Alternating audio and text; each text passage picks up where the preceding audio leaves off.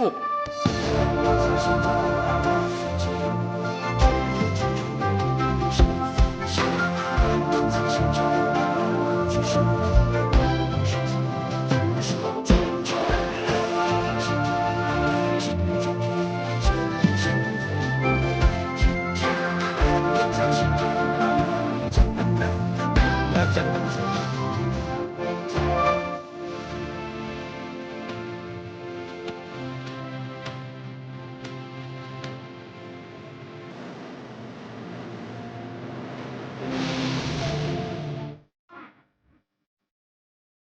我叫李长寿，一个蓝星人，因种种意外来到洪荒。稳健是我的人生信条，躲避封神大劫是我的终极目标。为应对冉登，我摇来凤族大佬李轩，谁知他俩一见面就开打，绝非单方面殴打。最终在云霄仙子的细心开解，以及我和公明老哥的劝说下，冉登赠宝赔罪，纷争平息。却不料天启突然来了。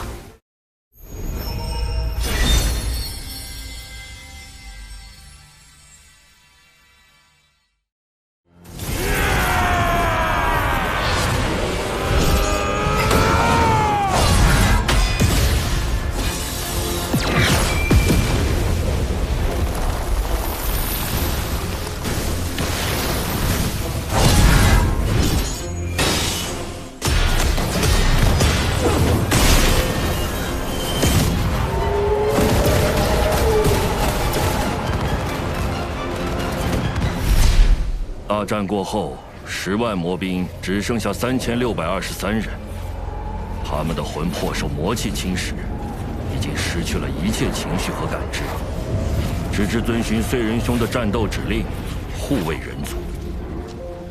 那燧人前辈他，天道判定他魔气深重，已经成为天地的隐患，于是剥夺了本属于他的天庭地位，欲将他禁锢。燧人兄不得不退守火云洞，一面修复战体，一面镇守人族气运，制衡天道。大禹前辈，要如何才能约束天道的力量？燧人兄就是对天道的反约束。吾等在洞中修行燧人兄的星火大道，就是为与天斗。若天再对人族举起屠刀，吾等就在大地上一跃而起。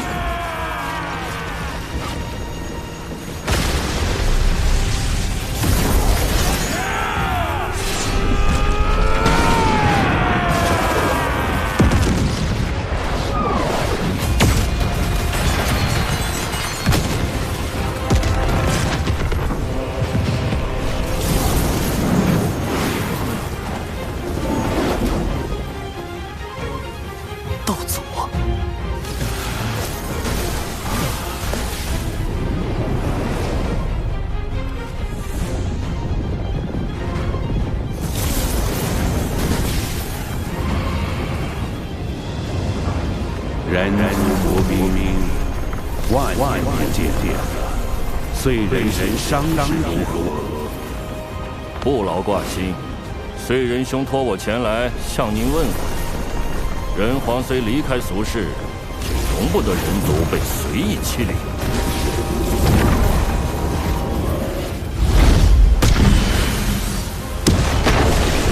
不对，若燧人前辈当真无恙，他定就亲自带着魔兵来。这样下去，如果道祖执意出手，再加上道祖的6位圣人弟子，局面将对人皇非常有利。天庭水神拜见道祖，小神奉玉帝王母之命，辅佐龙吉殿下，暂代天庭诸事。今日见有情国国主逆天续命，国运将尽，特来为有情国之人寻一场机缘。机缘何在？小神见此女颇有慧根，想与她腹中胎儿一道天命，让她与她的后人带领有情国移民，再立新国，定会比现在的有情国更为昌盛。天道不是想生商吗？若将有情国改建为商国，岂不是能变相保下有情国的人，保住人族的利益？人荒们也就不会再与天道起冲突。你可愿结下3道仙契？契一，新国任何国主若违反天命，便魂飞魄散；其二，兴国须尊天庭，尊祖尊礼。其三，国不可养修士，天庭自会与尔庇护，如何？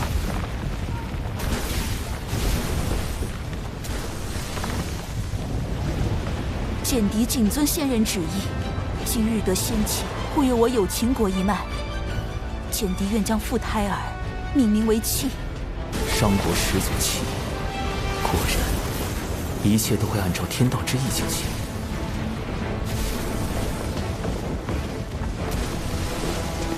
小臣如此处置，不知是否合适？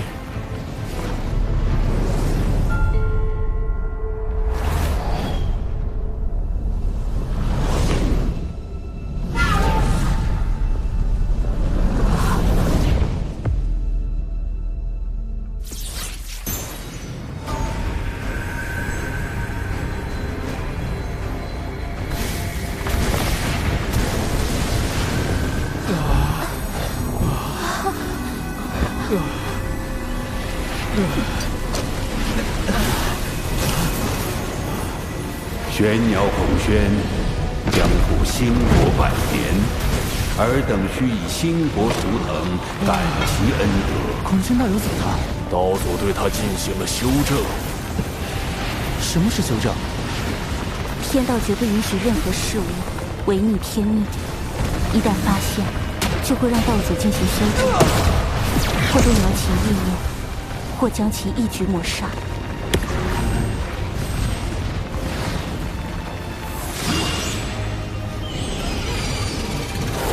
孔宣，带他们向东去。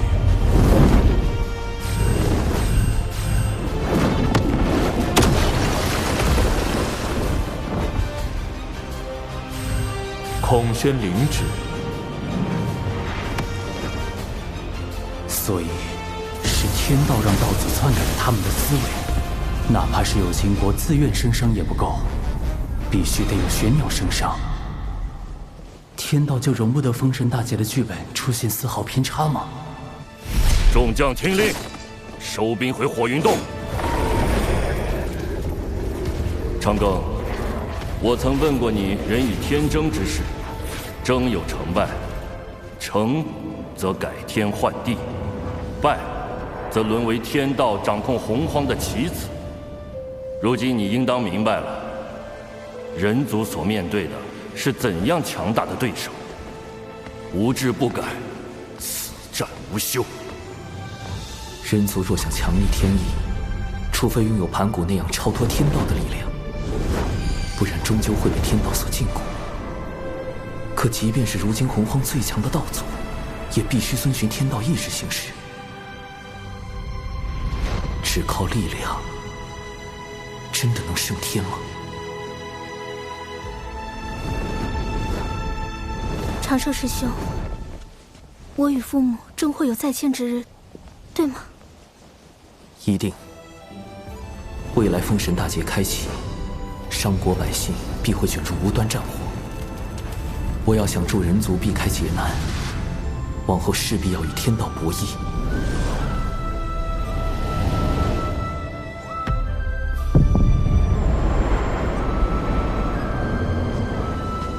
我为棋子，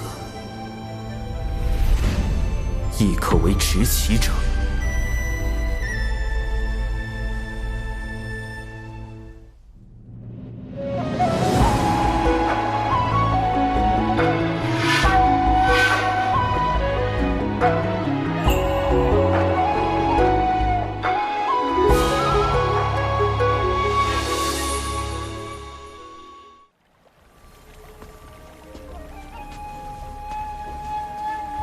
弟子修行至今，是否改变了什么？是。弟子如今是否在做某些判断时，已被天道影响？无需自疑，道有其中。也就是说，天道对生灵的影响程度是有限的。谢圣人点拨，弟子心安了。天庭重中之重，请记。什么叫重中之重？难道哪怕牺牲道门的实力，去快速填充天庭、完善天道，也在所不惜？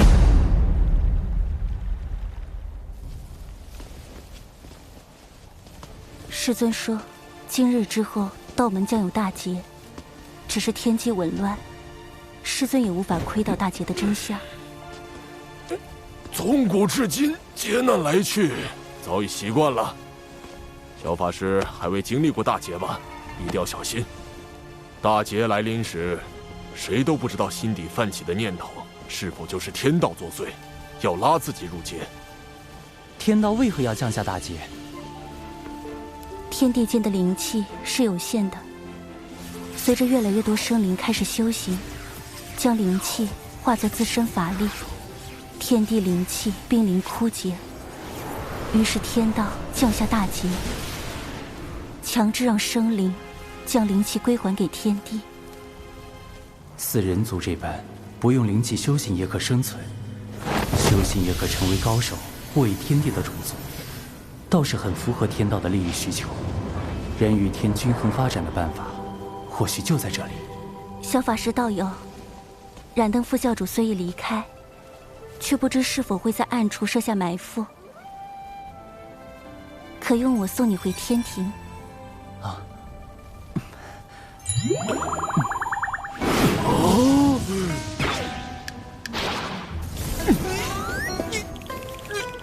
你们这小子，当着我的面把水神老弟相救，胆子也太大了，这可不地道啊！水神老弟，你可长点心吧！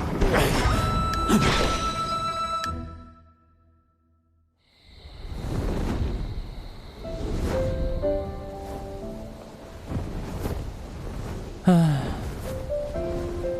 怎么了？今日之天谴，让我想到了此前的天罚。我怕是得到了天道老爷的关爱。渡劫遭天罚，炼纸人遭天罚，如今又遇天谴，逼得我是皮开肉绽，但只能感恩感念。可见道友的实力大有增益，才引来天道的关注，当为你贺喜。道友一向思虑周全，却也太过耗费心神，偶尔也该放松些才好。仙子也知，我修行岁月不长，到今也并未达到那般高深。我怕，若有天自己推断之事发生，却又无力阻止，只能时刻去想去算。你最长的一次想，持续了多久？17年。是为了何事要想这般久？道门。若是道门之事，我亦是道门中人。如果道友不介意，日后我可与你一同想。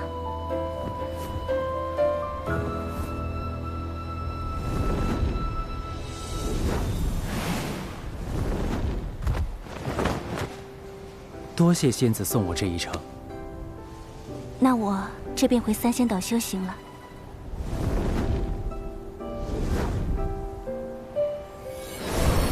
我们每500年见一面，可吗？仙子，那个，我们此次会面是事出有因，可否不算在500年的计数内？自然。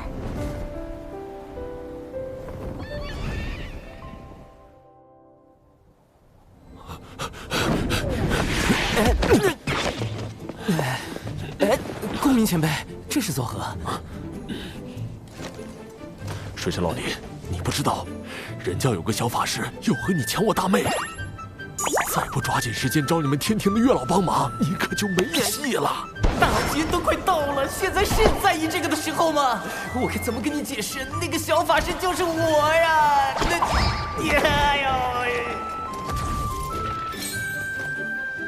月老掌管姻缘，每日都与姻缘打交道。这洪荒天地之中，想必没有人比你更懂姻缘之事了。略懂，略懂。他懂啥？他就是被玉帝放在这里看管相思树的，一个几万岁的纯阳天仙，他能懂啥？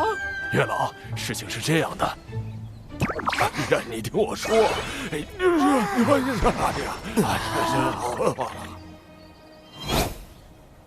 啊，我明白了。云霄仙子想和水神做知己，水神想和云霄仙子做道侣。没错。可云霄仙子这般的先天生灵，在相思树上并无牧人，小神牵不了他的红线，只能另寻他法。不如让水神给云霄仙子写封信，暗表心意呢？信？可是那种看起来很好懂，实际上看不懂的信。莫非公明前辈收到过这样的信？金光师妹给我写过。哦，看来是金光前辈想和公明前辈做道侣，公明前辈把他当知己了。金光圣母在封神大劫的故事中，死后上封神榜，成为天庭的电母。在生伤这个节骨眼上，未来的电母突然苦练未来的财神爷，是姻缘到了，还是又一个天道剧本？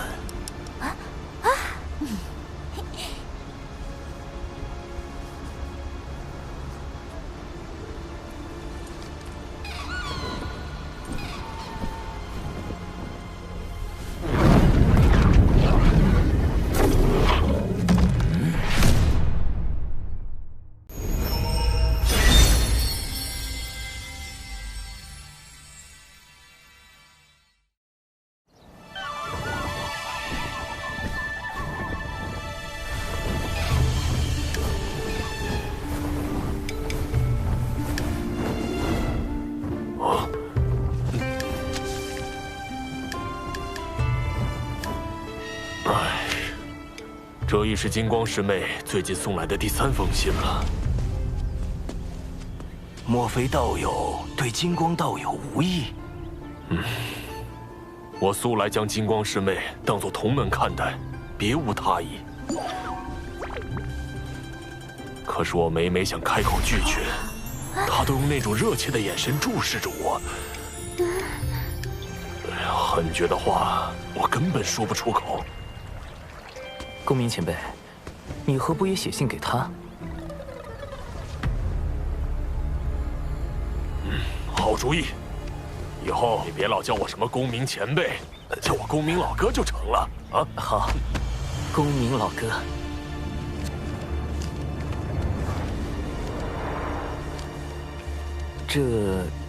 金光前辈，这封信确实是我提议让公明老哥写的，他对你之事颇为烦恼。是我不该纠缠他。不，金光师叔，依我看，公明师叔写此信未必就是拒绝的意思。火灵是指火灵圣母，多宝道人之徒，结交3代弟子的翘楚。封神大劫中为报徒弟之仇，与西周军对阵，是引动产劫对峙的关键人物。说来结教女仙，怎么都爱自称圣母？这不是和圣母女娲撞名了？叫圣娘多不实。师叔，您从第4行开始，将这书信每逢双行的首字连起来一读，便知其意。这封信拒绝的够明显了吧？还有什么可看的？今昧莫及，无心久矣。这也太妙了！他还会写藏头诗，是太牵强了吧？若真是藏头诗，为什么我从第1行就开始藏头？金光再傻也不会信的吧？原是我误解了公明师兄的心意。公明，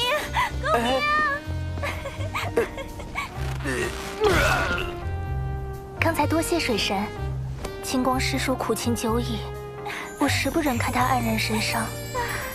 听闻您才智过人，这才将他哄来您这儿，还请您出手相助，一因果，我愿承担。金光前辈竟有你这般挚友，也罢，我可以帮你。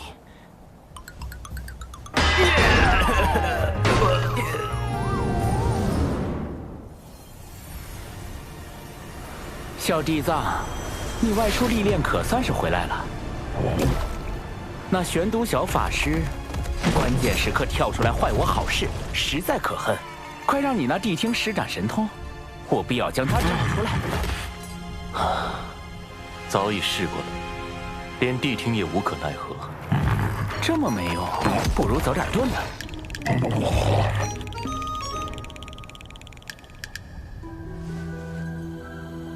近日道门内似有情感纠葛，或有可成之机。小地藏，你有把握吗？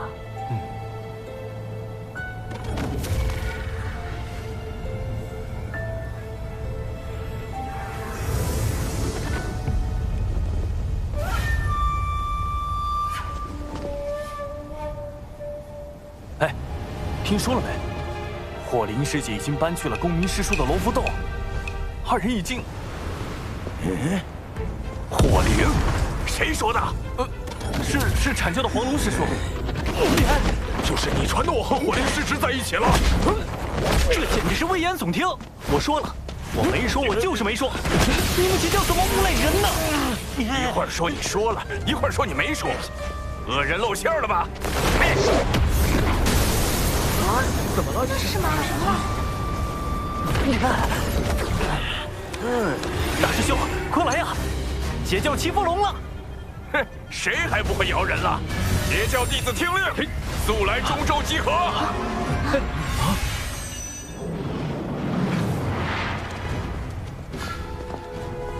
黄龙师弟四处造谣，败坏我徒儿火灵的名声，你阐教这究竟是何意？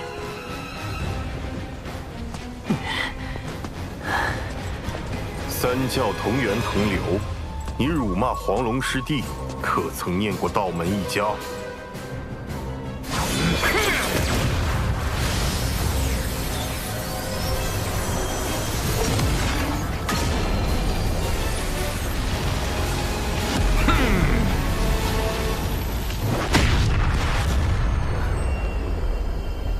我遭了算计。为何？阐结两教这般情形，不是我们想见到的吗？我要的是徐徐图之。待两教间隙积累的足够多，最后终会崩塌。但今日两教的情状，已远远超出我的设想。幕后设局之人，不但看穿了我的计谋，更用以反制于我。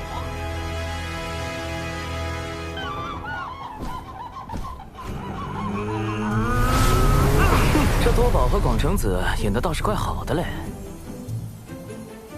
西方教今日事情闹得那么大，我倒要看看你们要如何收场。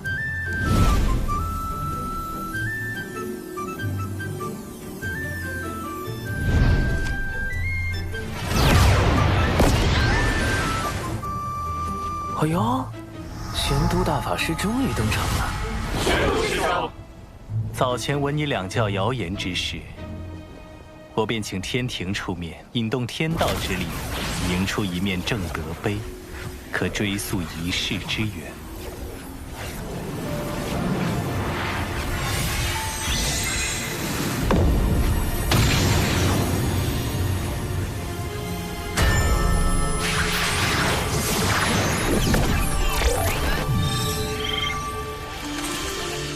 二师尊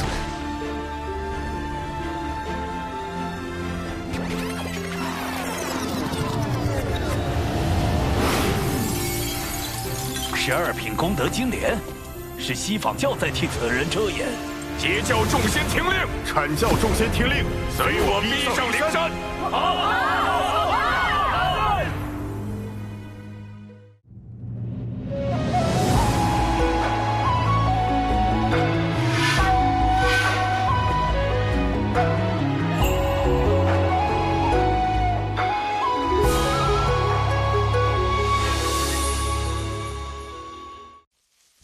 好生凶险，此局真是环环相扣。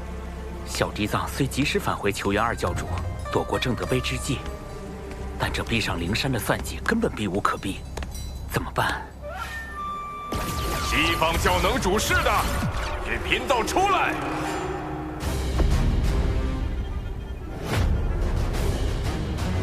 来得好快，难不成今日便是我的死劫？主人，估计你这次没救了，记得给我找个好下家。20尊，不知我在您心中，是否如一枚可以随时被舍弃的棋子？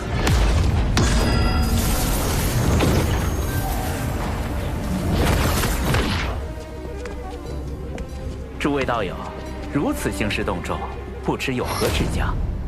西方教造谣生事，毁我图清誉。玄都师兄已用正德碑推演，凶手正在你们灵山之中。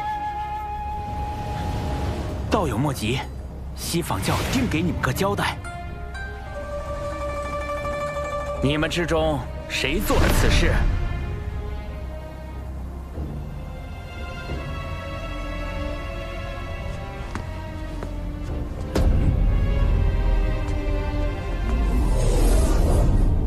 此事是我做的。弟子谢过20尊。主人，你们教实在太不把生灵当生灵看，竟用摄魂之法操控自家弟子。慎言。听闻你四处碰瓷我教弟子，我一时气不过，就想当了这挑拨道门的计策。果然找了个弟子背锅。若我所料不错，你们上灵山后，西方教定会随便找个弟子背锅。不如……是吗？你照着这法招所写念一遍，立下天道誓言，我便信你。天道誓言容不得半分谎言，倘若这弟子当真念了，便立时会露出破绽。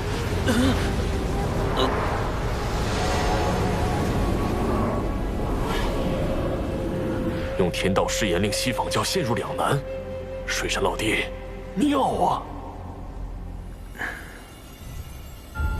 愣着干什么？还不快念！还是说你不敢念？此事不过是场私怨，道门3圣与西法2圣皆师从道祖，何必闹得如此僵硬？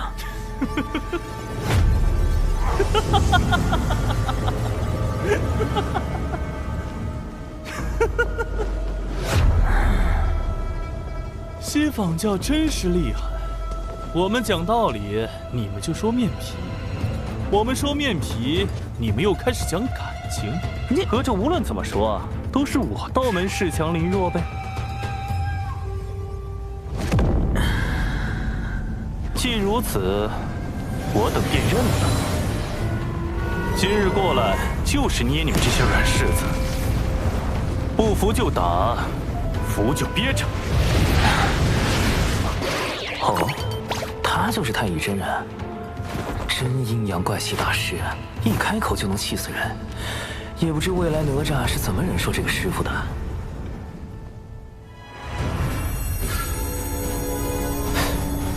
那是……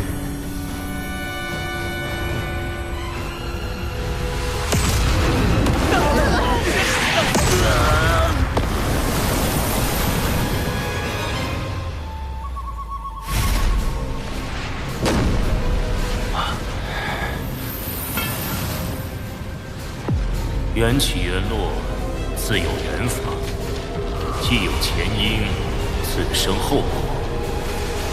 即日起，灵山封山1000年，若无贫道之命，众弟子不可随意外出。这准提当众灭口，太不要脸了！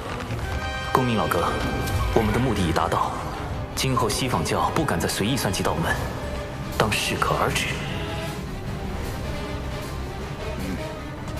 今日因果已了，我等就此告退。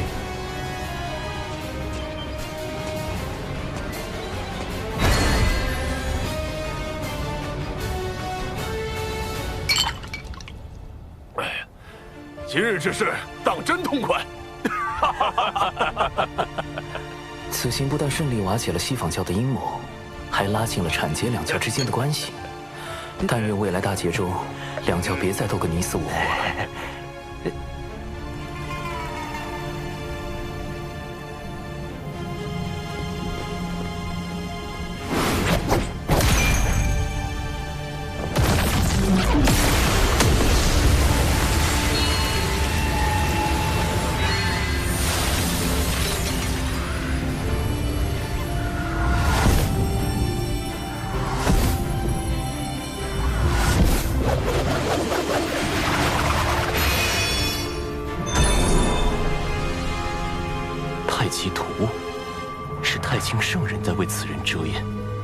你在明，他在暗。是故你败，他胜。自今日起，你在此地禁足思过。若无我令，勿多出手。谨遵二师尊法旨。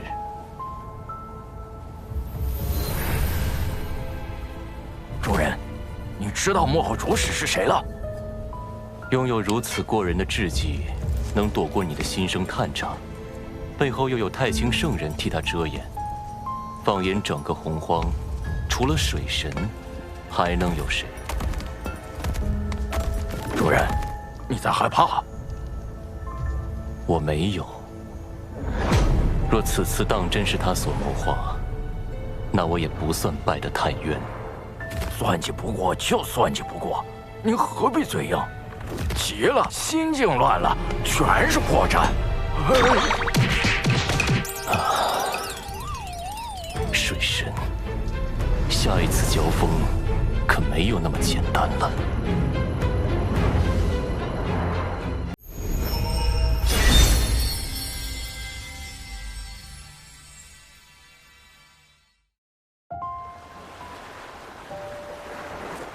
我闭关数月，近日才听闻火灵失职与我大哥那谣言之事。幸好你暗中筹谋，揪出凶手，否则以大哥的性子，只恐此事不能善了。只是略施小计，仙子过誉了。产劫关系虽略有缓和，但产劫相争的未来究竟能否被改变？两教相争是必然之举，还是这结果只是天道想促成的？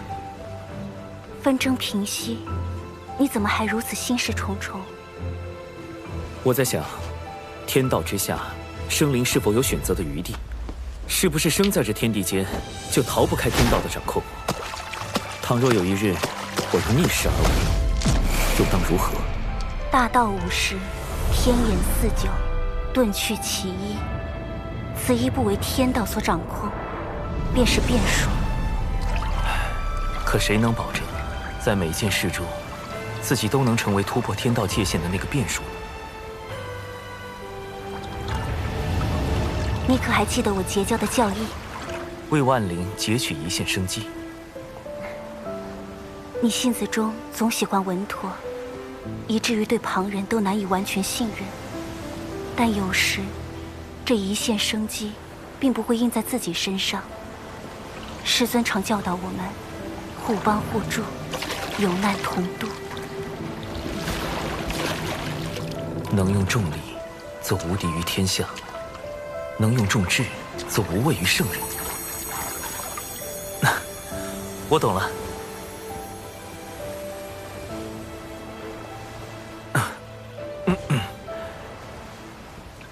跟前辈高人谈心，对修行当真大有裨益。现在又知我是前辈了。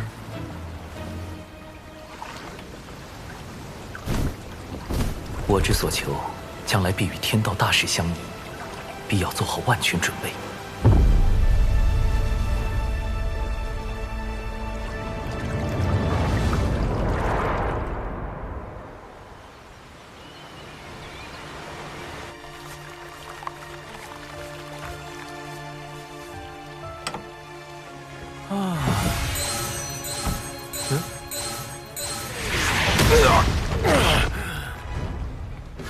好你个黑豹，敢抢大爷的宝贝！大劫将近的节骨眼儿，太清圣人突然让我去关注一只黑皮豹，奇怪，这豹子看着修为也不高。拿命来！救命啊！救命啊！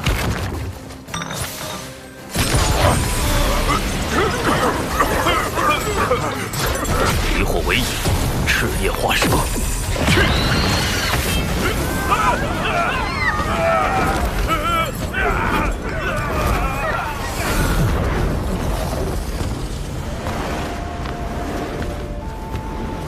多谢前辈搭救。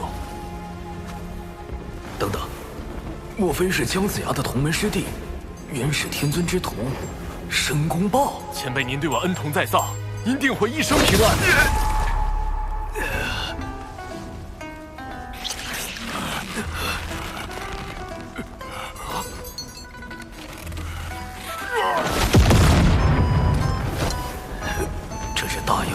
天仙境竟然没死，而我竟没察觉到他的偷袭，就像神识被蒙蔽了一般。什么情况？前辈，您没事吧？前辈为什么？这申公豹在大劫中可谓是殚精竭虑，煞费苦心，反复横跳。太清圣人让我结识这位劫运之子，看来对大劫也有自己的打算。前辈，您别误会，我绝对没有存坏心，我就是非常真诚的祝您一生顺遂，一帆风顺，一往无前。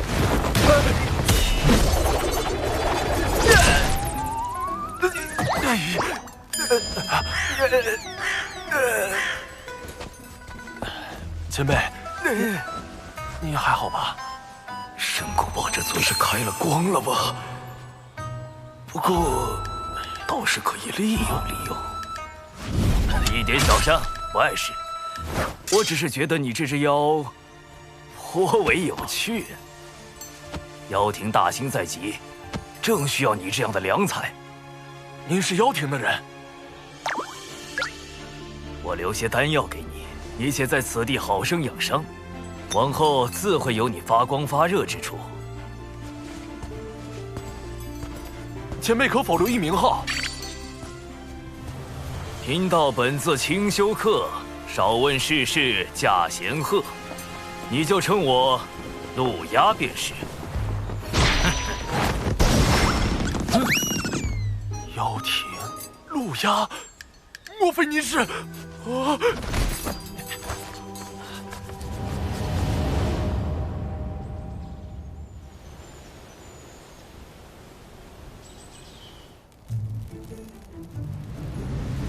太子，您的恩情，晚辈永世不忘。晚辈为太子立了一个长生牌位，从今以后每日上香。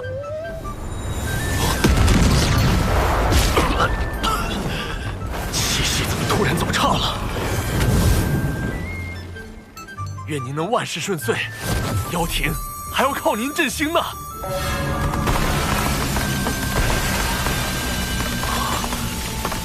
大阵怎会无缘无故破碎？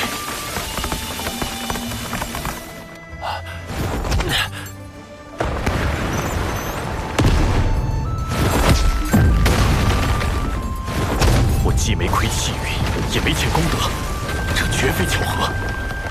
究竟是谁要害我？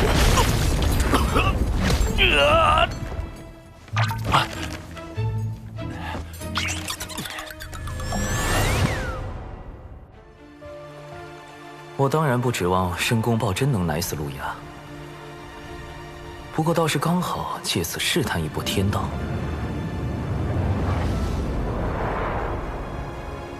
自玄鸟升商以来，我一直很好奇，天道的剧本，我究竟可以改动多少？彼时天道本欲将除简狄之外的所有有经过皇室成员全部杀死。经我斡旋之后，这些人得以保全，但同时，天道为遵循玄鸟升商剧本，又对孔宣进行了修正。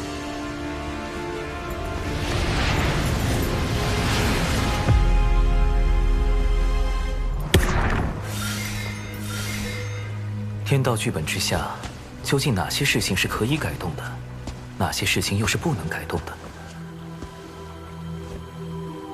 为何有秦国皇室可以保全，孔宣却要被修正？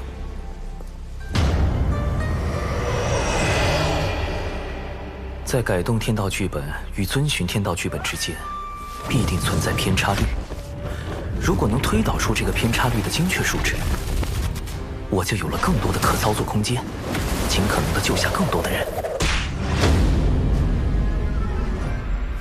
而陆鸦，这个封神大劫期间的截教头号死敌，将是我计算偏差率的第一只小白鼠。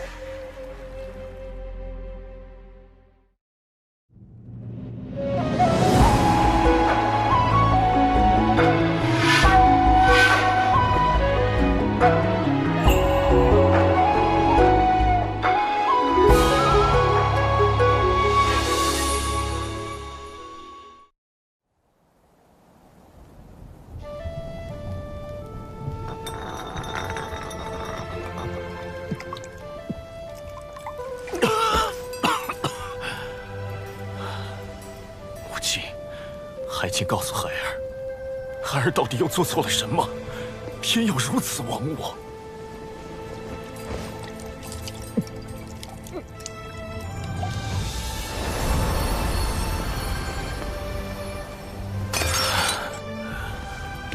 多少年过去了，金乌宫已是如今的断壁残垣，兄弟姐妹们只剩下了我一个。出自唐古稀，漫天有，归于于渊兮，欲甘渊。唉。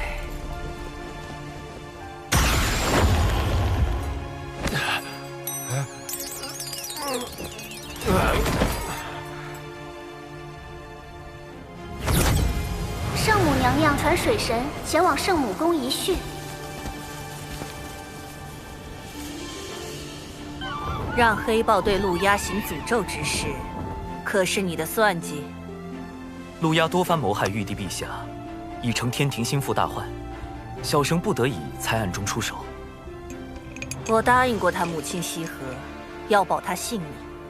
今后若他无大过，你不可随意出手。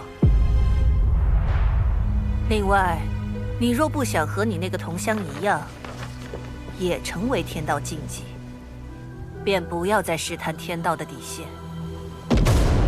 浪前辈，圣母，我那位同乡，你只需知道他已彻底死了。天道已修正了他的存在，无也不可多提。浪前辈死了，那我之前的猜测有误。太清圣人和道祖红军都不可能是浪前辈了。今日召你来，吾还有些事要叮嘱你。三教中，元始师兄心思太深，通天师兄桀骜不羁，唯有太清师兄早早看破盛极而衰之理。7年巫妖大战之时，6圣之中，唯有太清师兄暗中出手，助玄都对战东皇太一。后妖庭没落，天庭兴立，太清师兄更是以化身坐镇天庭。原来太清圣人曾出手助玄都大法师击败东皇太一。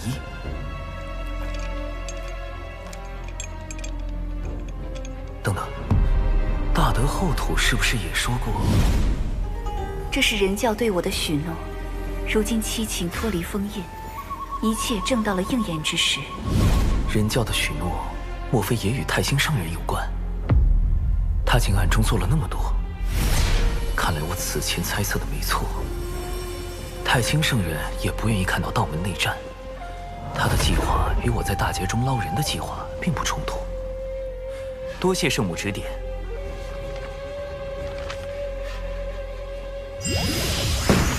来都来了，画几幅漫画再走吧。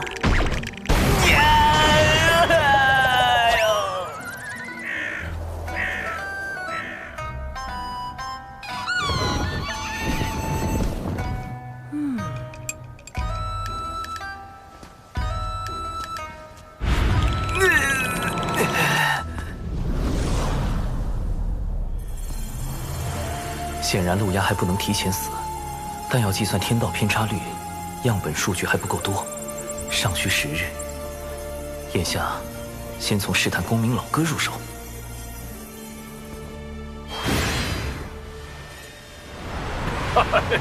多谢水神老弟带我来天庭逛一遭。公明老哥，近日听闻有大劫将至，你有何打算？你有应对之策？你看这天庭如何？灵气充沛，大道有宗，可谓是修行圣地。可惜一言一行都有天道监管，颇不爽利。天道至公无私，监管又有何妨？我不慕天庭之功德，不愿被天庭所辖管，更不愿有什么君臣之道。修道为何？先长生后逍遥，寻的是无拘无束，为的是念头无阻，不然何以求得超脱？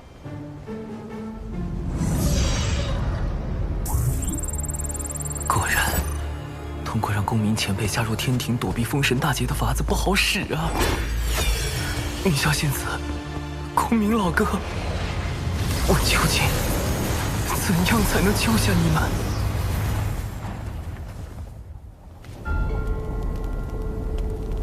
太子旧伤未愈，似又添了新伤，此乃12品功德金莲所结，能助太子早日痊愈。想与我联手对抗天庭和道门，仅凭一颗莲子可不够。联手？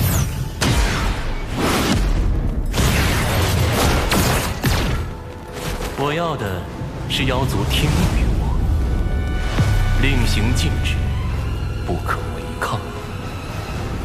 妖帝印玺，啊，此物怎会在你手中？2位妖皇陨落后，妖帝印玺随之隐没洪荒，贫道费了好些功夫才寻到。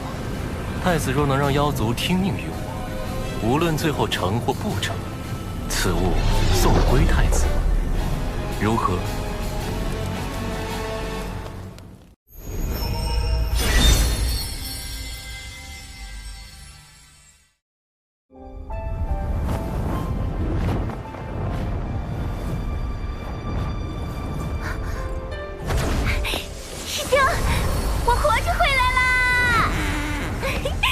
还未验明正身，就这般毫无提防靠近吗？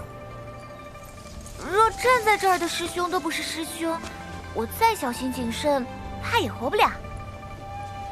下山一趟，果然成长不少，心境也非往日。有些事要正式跟你谈一下。啊？正事？啊？玄都小法师，天庭水神。师兄，你竟有这么多身份，切记保密。另外，我在外行走，遇见了一位很特别的人。你可听说过云霄仙子？邪教云霄，先天生灵，天地大能。师兄，你和云霄仙子，你为什么？明明是我先。此事解释起来十分复杂，你可以理解为，云霄仙子与我因某些事有了交集，后来又经历了一些事，我们之间的关系比以往更近了一步。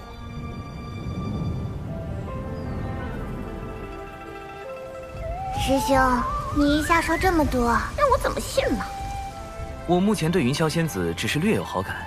毕竟像她这般温柔动人、遇事果决、出手很准的人，谁会不喜欢呢？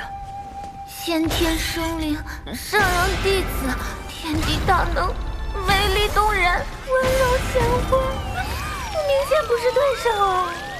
而你与师父是我最信任之人，你是否愿意站出来帮师兄处理一些事务？啊？我愿意，师兄，我会做好力所能及之事。成为你的助力，哼，我才没那么容易放弃。哦，灵娥，你何时回来的？有没有受伤？师父！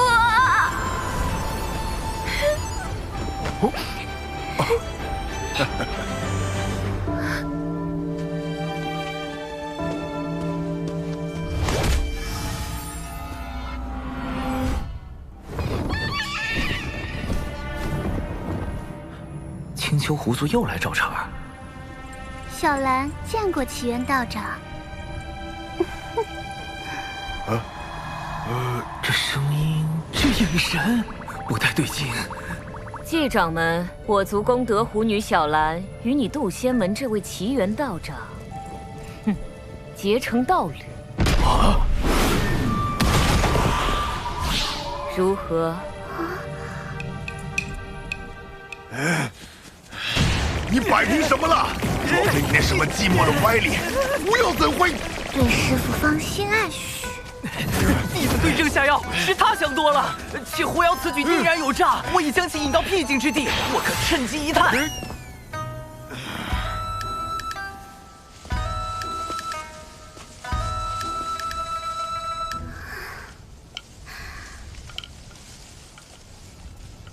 道长一刻也不想见我吗？自上次一别，奴家每次闭眼，脑中便是你。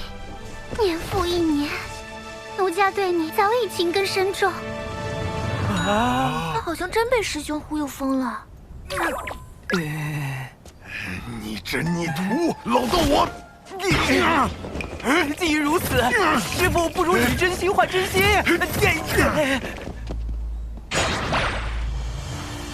师兄，你真相信狐妖看上师傅了？非也，此乃狐妖之套路，先忽悠仇敌爱上自己，再翻脸羞辱，以此来报复。蓝道友，可忤完了？师父，鼻子，鼻子。没眼看，没眼看。狐妖路子这么野，师傅能稳住吗？或许能撑3个时辰。道长，我来帮你疗伤。使不得。道长若对我无意，为何不敢正面看我一眼？蓝道友自重，贫道思来想去，有些话还是想跟你说个清楚。师兄，你假扮师傅的事要被抖出来了。师父待人诚恳，又岂会再做欺瞒？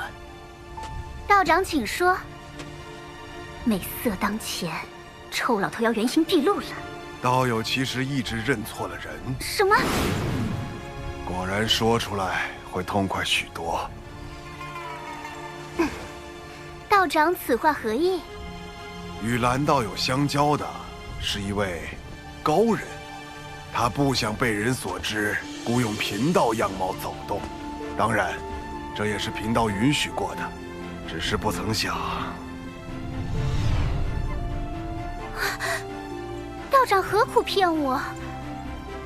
外貌可相似，但道心、性情却难做到完全一样。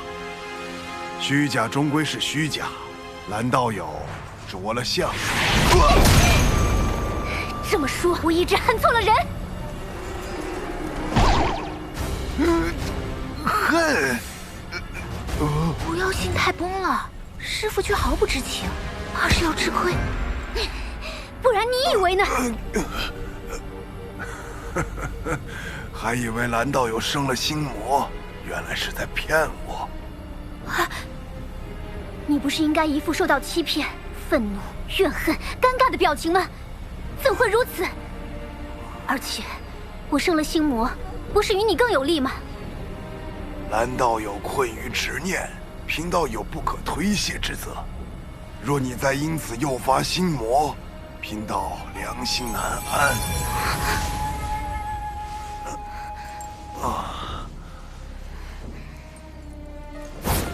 替你样貌之人是谁？事关高人安危，贫道宁死也不会说。蓝道友心中不忿，不若在贫道身上出几口恶气。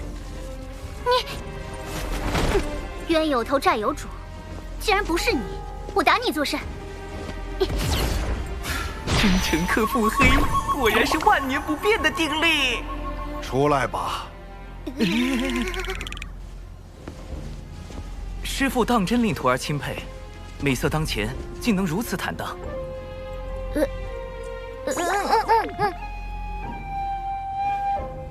长寿，你随为师走走吧。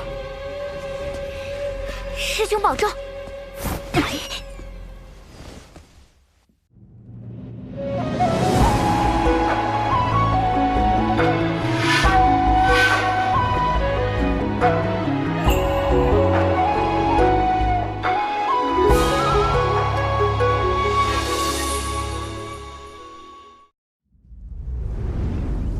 若最初便与蓝道友说明白，或许就能省去多年怨怼。长寿，如今你手中权柄越来越重，能在无意间决定旁人的生死命途，但是否也因此少了一份对旁人的敬重？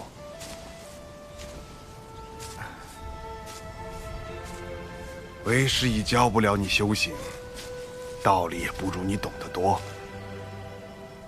为师知你心底有一份正直所在，只是习惯了稳妥。但因果轮回，一饮一啄，若忽略这般因果，怕是会为你前路埋下隐患。师父，弟子……这算是蓝道友之事对你的惩戒。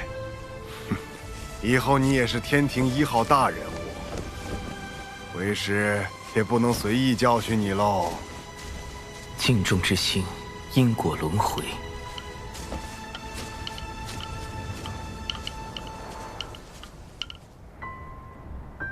尊师所言，有些在理，有些却忽略了你的处境。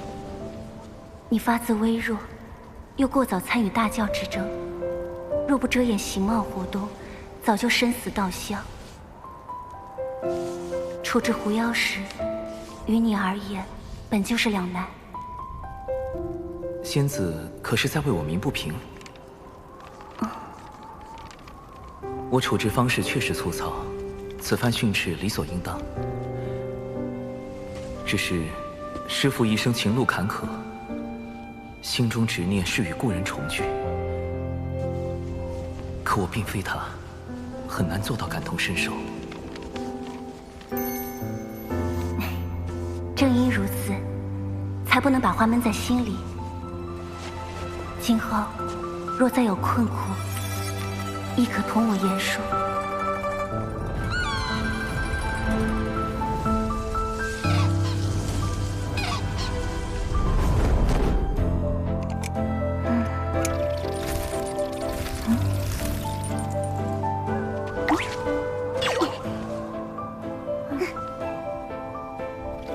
大姐如今可有动心？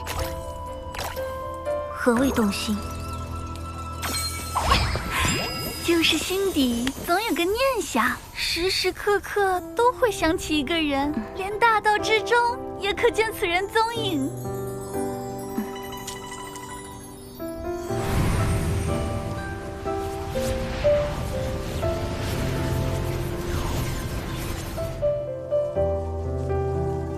眼下，这般念想是不是劫运作祟，我难以决断，还需闭关思索。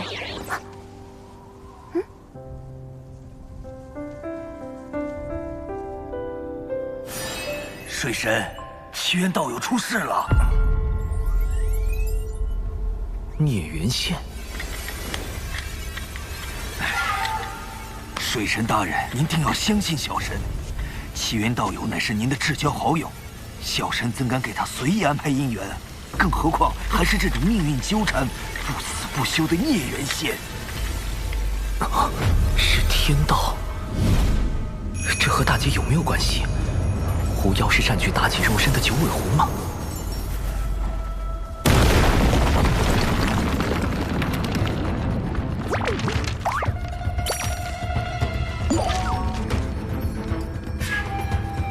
虚假终归是虚假，外有慧而心无恙，亦可修得无上果。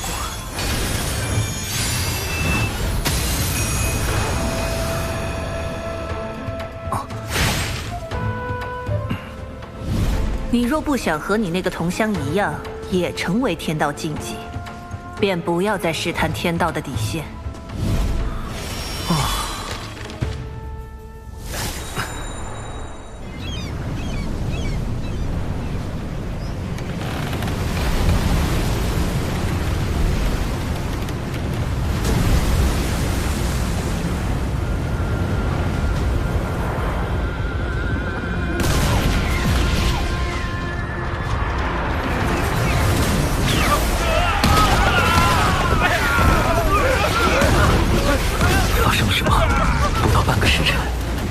162座海神教势力范围的城池遭到妖族袭击。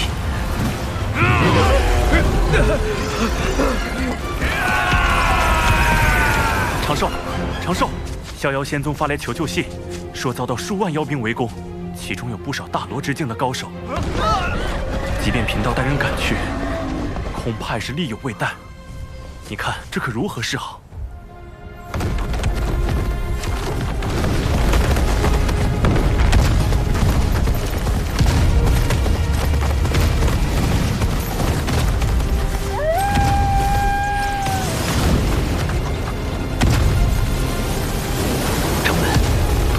也有一批妖兵，数量不下10万之众。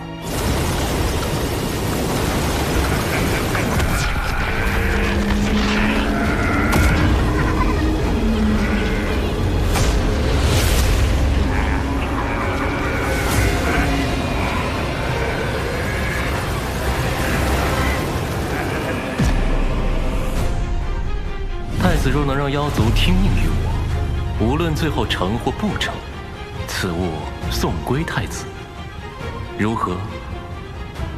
殿下，先帝便是以此印玺号令百族，若你拿回此物，必能得到北周那批高手的支持，他们都曾追随先帝，实力不亚于当初的10大妖帅。妖帝印玺乃妖庭至宝，自当归于妖庭。可我如何确定事后一定会物归原主？贫道可立天道誓言。怎么，你们西坊教也开始学道门，用天道誓言自证了？方法而已，能达成目的即可。主人，你拿妖帝印玺去赌，小心血本无归。这一次我有17层算计，看水神如何赢我。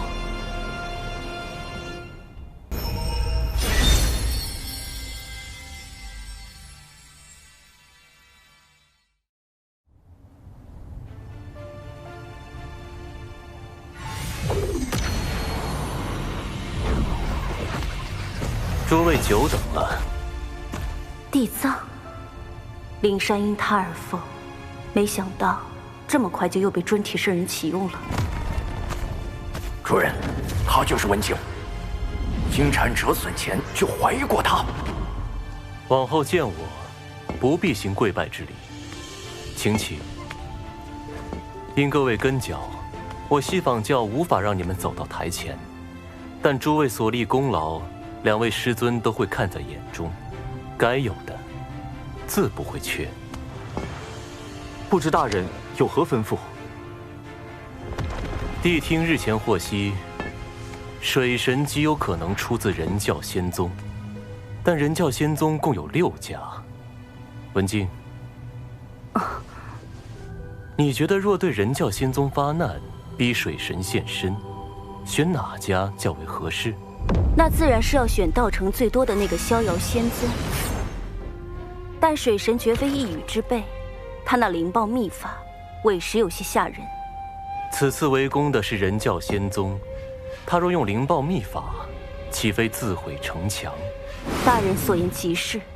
你我在此商讨时，贫道的算计便已开始。妖庭的妖兵作为先锋军，分往3处袭击，各位只需在此静候指示即可。这个地藏下手好快。水神，是你让我折服的，不是我不给你传消息。你可千万别怪我。主人，这个文静一直在心里嗡嗡嗡个不停，肯定一肚子坏水。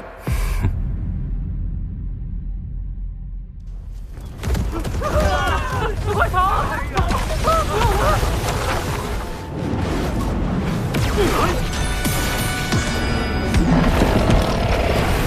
水神，你再不现身，我们就将此地夷为平地！要逼我本体现身进攻熊寨，倒也说得过去，怎么偏偏他选中了渡仙门？不能因为渡仙门菜就那么欺负人吧？掌门莫急，啊，一会儿我会在暗中与您配合。嘿嘿，小家伙，俺又来凑你了。大前辈，太清圣人竟然主动把玄黄塔送来给我防身，看来事情大条了呀！必须启动最高级别防备体系。长寿，掌门，立刻召集宗门上下，赶往地脉挪移大阵。不战而逃？可地脉出的挪移大阵，在上一次渡仙门大战时已经暴露了出口，难保此次敌军不会埋伏在那儿。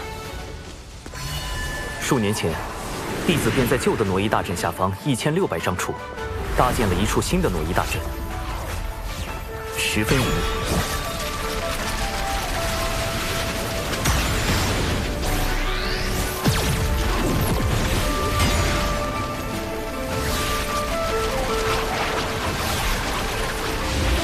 掌门速速带人前去，逍遥仙宗和这里的事情交给我。这次就全仰仗长寿你了。天子纸人军团开启熊寨紧急联络通道，神字纸人军团求援多宝道人。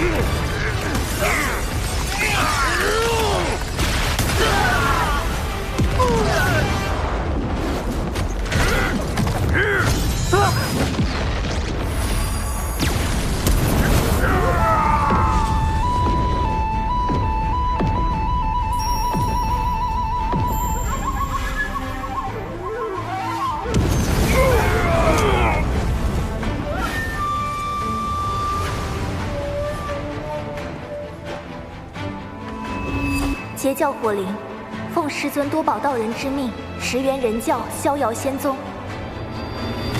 这水神反应好快呀，又是化身又是求援的。不是还有渡仙门吗？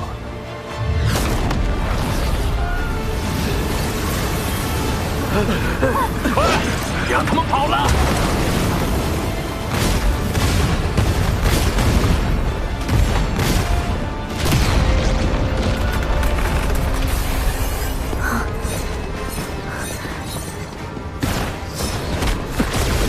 掌门，为何独缺小琼风一脉？他们决定留下来。那弟子也决定留下来，请掌门成全，弟子生死无怨。去吧。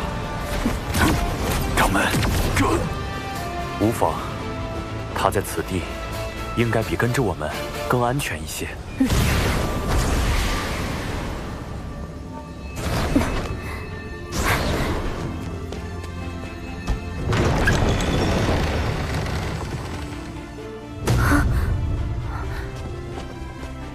7元世术，99是有情师妹，有些事情还不方便告知他们。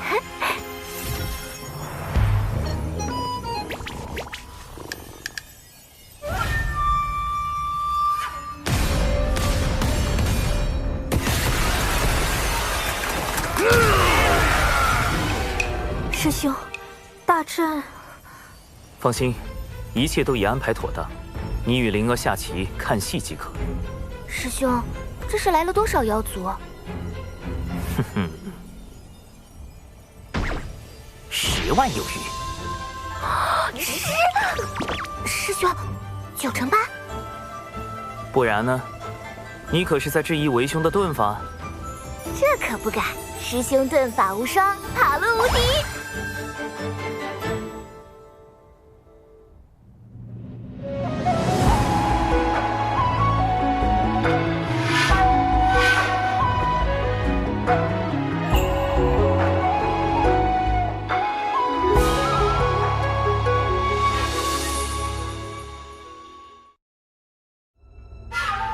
来晚了，他们跑光了。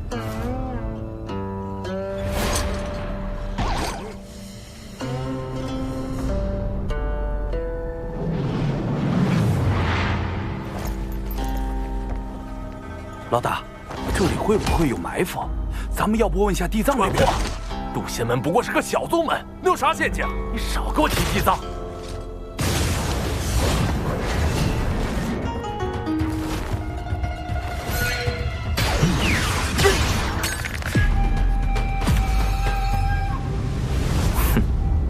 砰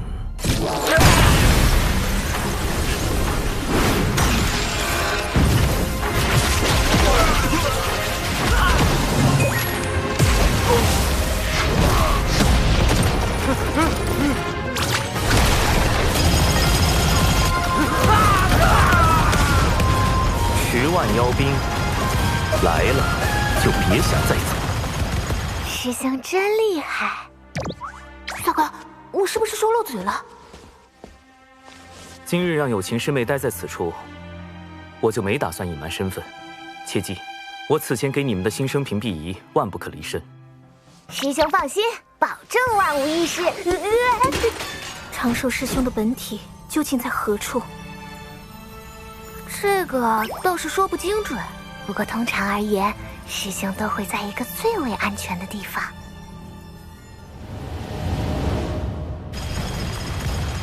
各位莫怕，贫道只不过是天庭文官，并非武将。平日里只是擅长一些撒豆成兵之术，各类符阵以及各种毒丹而已。冲啊！自编符阵，镜子迷宫。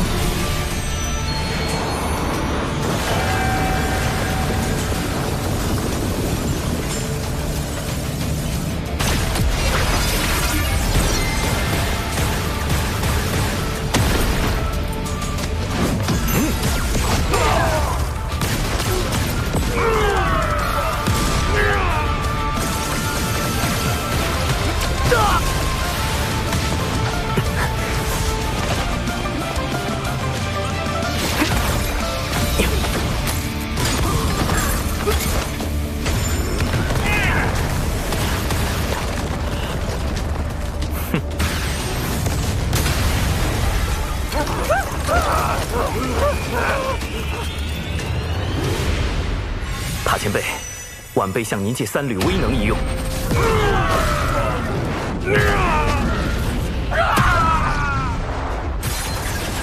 这样一来就能混淆视听，不会暴露我的根脚。这小子，你心眼子也太多了。说好的天庭文官不善武力呢？你这卑鄙无耻之徒！尔等不过是上古败犬，今日竟还敢在此嘤嘤狂吠！我从未见过有如此厚颜无耻之妖。你，水神，你一意孤行，若人妖两座再斗大战，此间因果你当一力背负。妖族并非人族之敌，大德大慈的圣母女娲便曾是妖族客卿。只有那些将生灵视为草芥的邪恶生灵，才是全洪荒生灵之敌。怎么感觉水神说的好有道理？不要听他乱说，冲！哎妈，太弱了！这群家伙没吃饭呐，那感觉被他们打，完全就是爬宝界的耻辱啊！地藏派妖兵来送死，恐怕另有用意。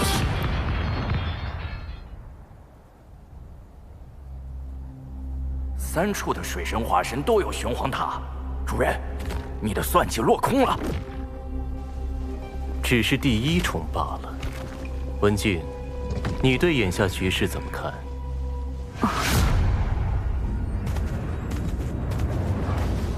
地藏大人高明，袭杀人教仙宗，逼出水神根脚，只是您的第1步。您真正的目的是想令妖庭为道门仇视，四处树敌，最终不得不投向咱们西坊教。哦，你是如何看出的？我教与妖庭屡屡败于水神，究其根本，乃是我教与妖庭的合作嫌隙颇多，才被水神钻了空子。倘若我教能彻底掌控妖庭，水神自不足为惧。主人，这个文静和你之前说过的话一模一样。文静，有时太过聪慧，并非好事。去渡仙门支援妖兵吧。但愿这一次，你的聪慧不会让贫道失望。是。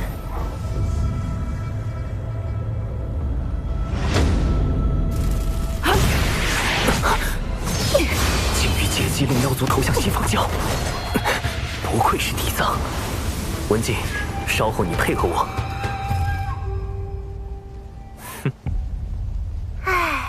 师兄这么一笑，肯定有人要被安排了。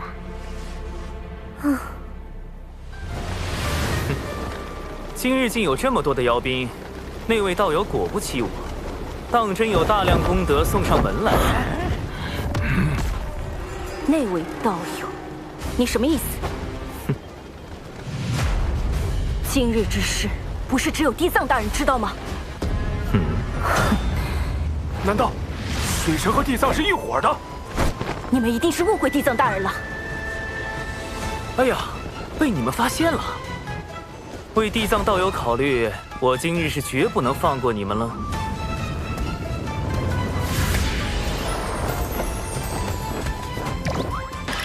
主人，你麻烦大了。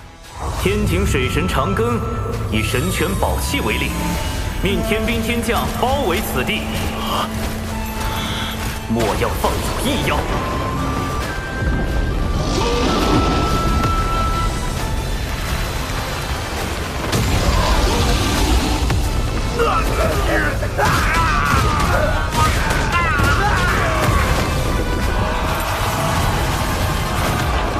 杀出去，找地藏算账！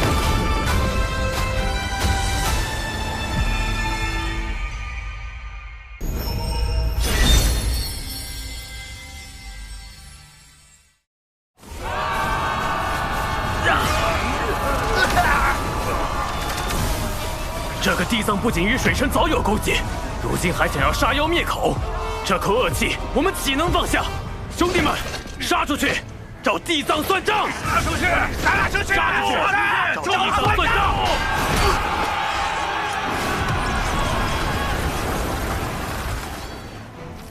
这么明显的挑拨计，妖兵居然还会上当。那些妖兵被你派去送死，本就对你不满。主人，从局外人的角度来看，这次确实很像你与水神配合阴了他们。快，通知文静，千万不要自作主张去接近那些逃走的妖兵。只要这些妖兵不死，我的第三重算计就能铺开，定能试探到水神的根脚。此局就还不算输。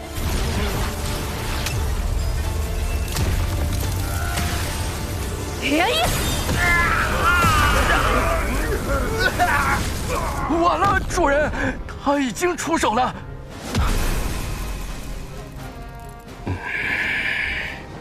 咱们擅自做主，杀了这些妖兵，会不会不妥？水神摆明了是想将脏水泼到地藏大人身上，若让这些妖兵活着离开，地藏大人的名声还要不要了？文静，你坏我大事，还不快退！是。血赤黑纹，受死！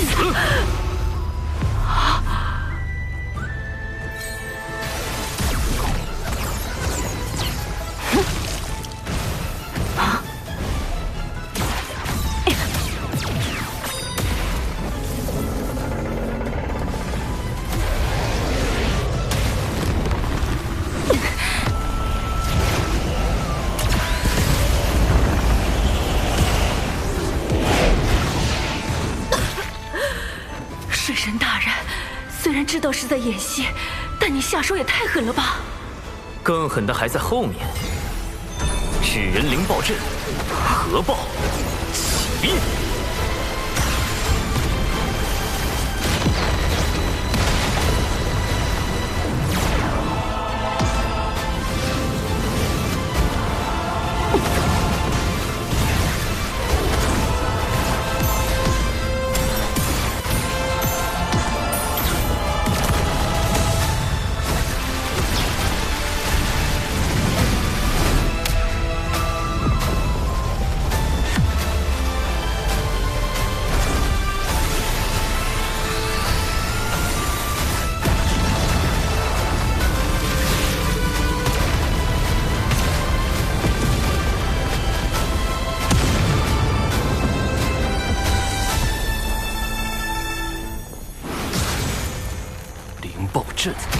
他何时布置在此地的？主人，不好了！刚有妖族大能在北周现踪，已扬言要找你算账。主人，路亚已得知了今天的事情，芳华再也不与西仿教合作。哼！主人，主，水神刚刚在逍遥仙宗说了几句话。主人，你……他说了什么？算了，主人，我怕你被气到吐血。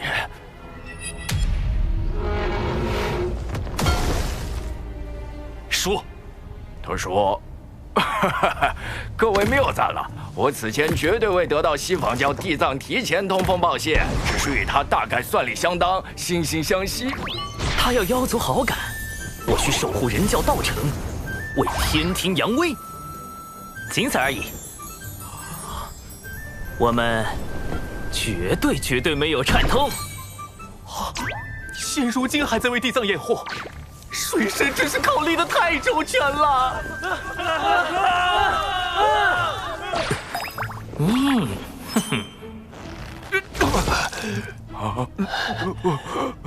杀人诛心，杀人诛心呐！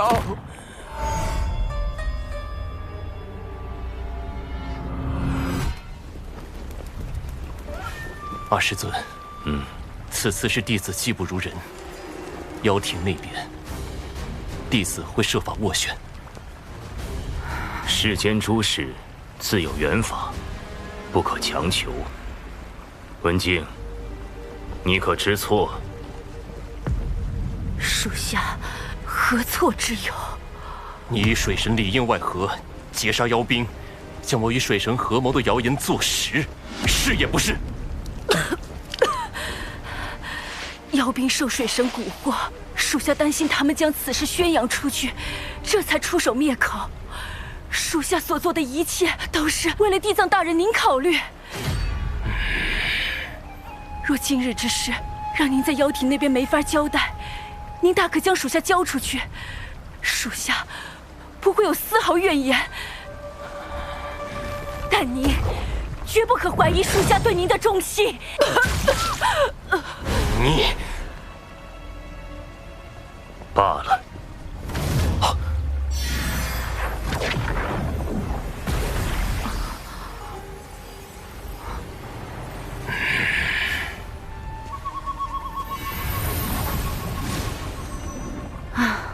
这水神倒也真够厉害的，要不是我受了那么重的伤，再加上他让我按他教的话说，这回恐怕很难摆脱西方教的怀疑，可算是逃过一劫。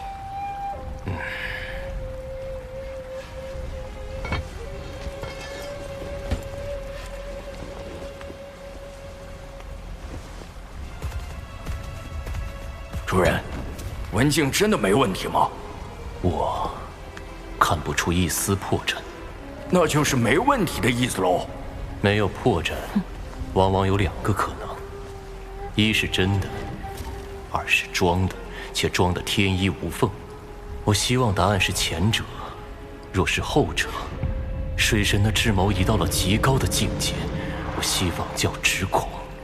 唉。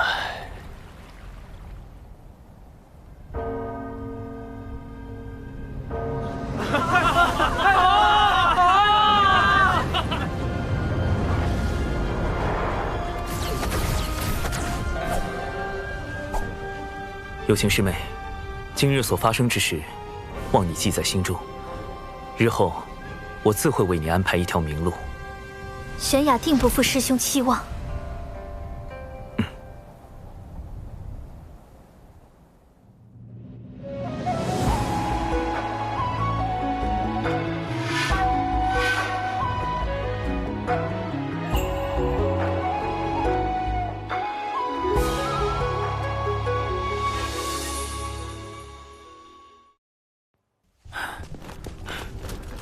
殿下，西方教地藏已在外等候多时了。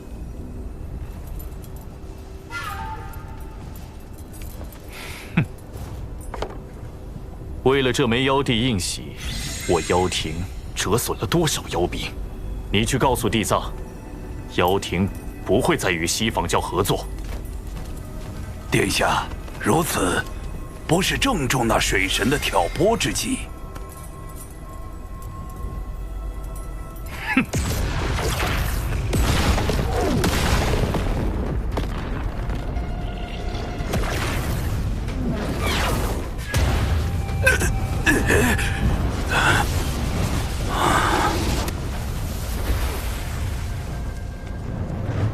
水神挑拨为真，地藏心存他意亦为真。否则，他为何会派妖兵充当先锋军？看在妖帝应喜的份上，我暂且不追究地藏之责。但那劫杀我妖兵的血赤黑纹，最好一辈子别出门，否则我妖庭定将他碎尸万段。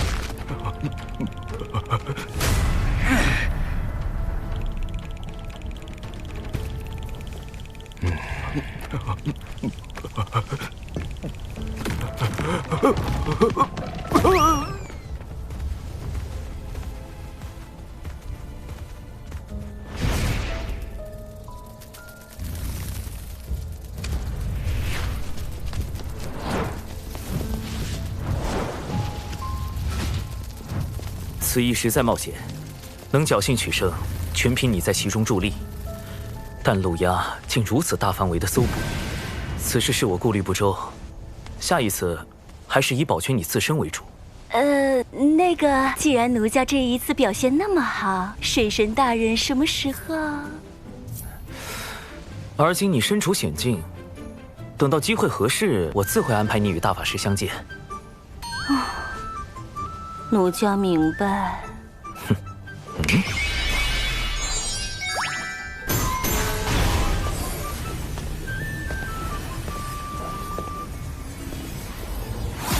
此物唤作周边，也叫谷子，乃是我老家的一种信物。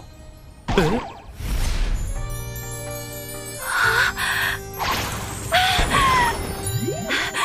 可爱，大法师的谷子。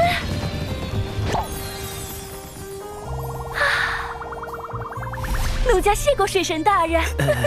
谷子，谷子。文静这边终于安置妥当了。渡仙门一役，小琼峰虽然没有受到波及，但仍需升级防护措施。又到了喜闻乐见的小琼峰基建环节。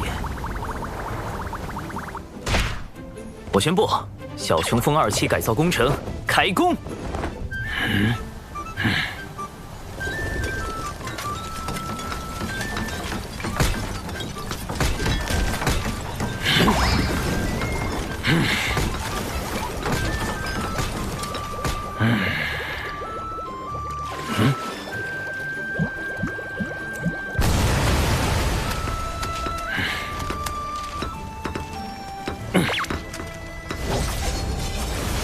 新型小琼峰在外表上与以往没什么不同，其中却另有乾坤。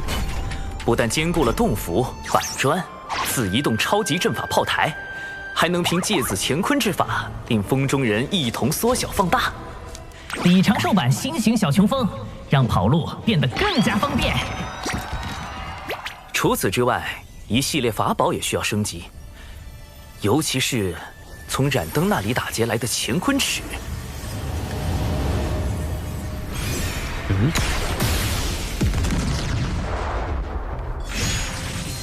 哇！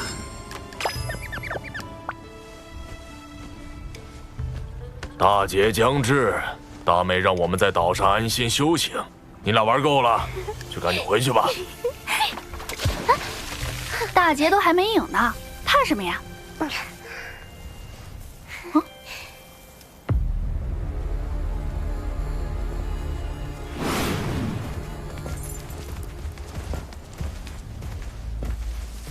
说什么灵山封山1000年，这地藏又在外面溜达了。二妹三妹，几声书否？否。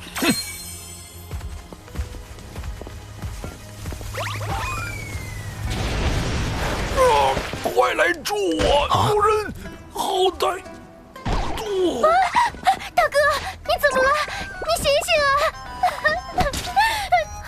西坊教地藏是你杀的大哥。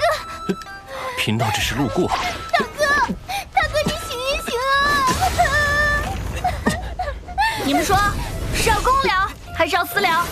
我刚才可什么都看到了。你今天不把话说清楚，就别想走。为什么洪荒会变成如今的模样？要说那地藏反应也是真的快，见我吐血，也立马躺地上吐血。什么事情这样好笑？说来与我听听。和我们没关系，一切都是大哥的主意。就是。嘿，你们俩，大妹，你听我解释。公明老哥他们碰瓷地藏，虽说是恶习未改，但也算在无意中替我出了口恶气。你说的可是地藏派妖兵向人教仙宗出手，逼你本体现身一事。仙子知道。你的事情，我总是会多留一些。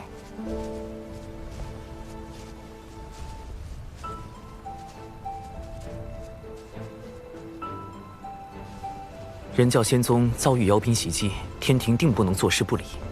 昔年道祖因天庭代其行监管洪荒之权，我欲以天庭之名发布讨妖檄文，如此便师出有名。大劫将至，你虽在天庭行事，但也要小心。我近日总是心神不宁，怕是已有什么劫难应在我兄妹身上。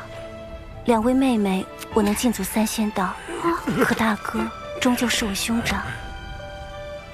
倘若劫难避无可避，我定会与你，我定会倾力相助。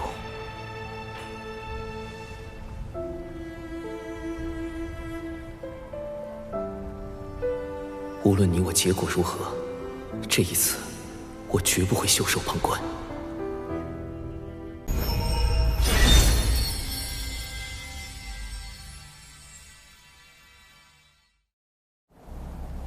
妖挺余孽陆压，心怀谋天之意，操练妖兵，祭炼邪宝，残害巫族，兵伐道门。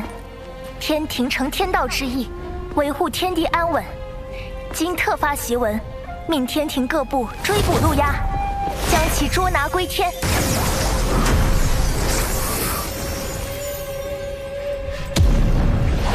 天庭此举，无非是想逼我现身。再无法躲在暗处算计。水神心思狡诈，借机广招天兵，短短数日便有不少炼器士投奔。原本无人在意的天庭，如今已有大兴之势。老臣惭愧，不能为殿下排忧解难。此次妖族折损太多，若要东山再起，只怕得找那位前辈了。伐妖檄文一发，陆压定有所动，让我趁机搞一波。敖乙，稍后你安排。陆压不识天数，妄图复兴妖庭，一旦发现陆压踪迹，即刻逮捕回天。陆压前辈有危险，盼前辈平安度过艰险，大吉大利。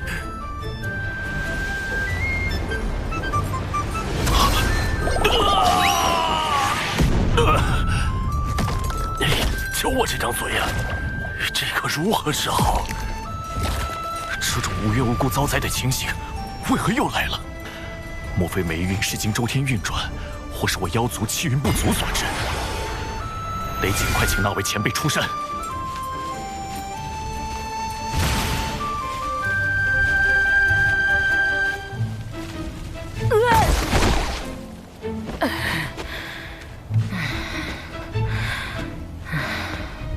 10卦9不准，一天算10卦。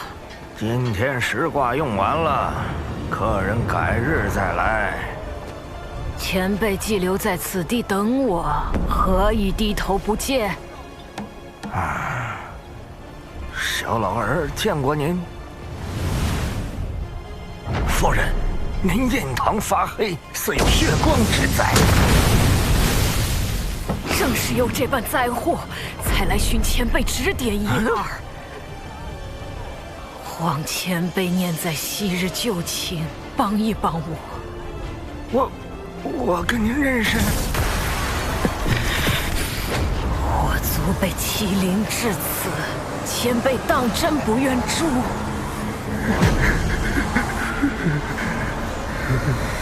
殿下，稍等哈，等我炒完这个菜，还有2桌客人在等。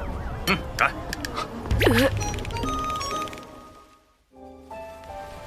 前辈为何在9寺之中做个厨子，而非……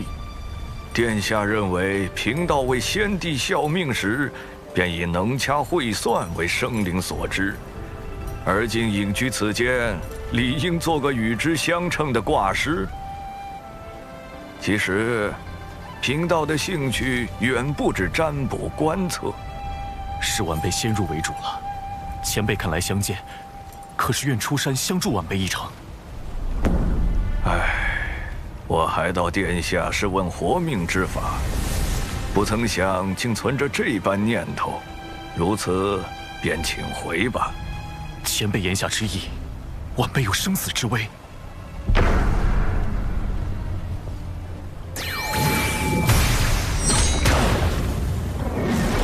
大祸不远矣！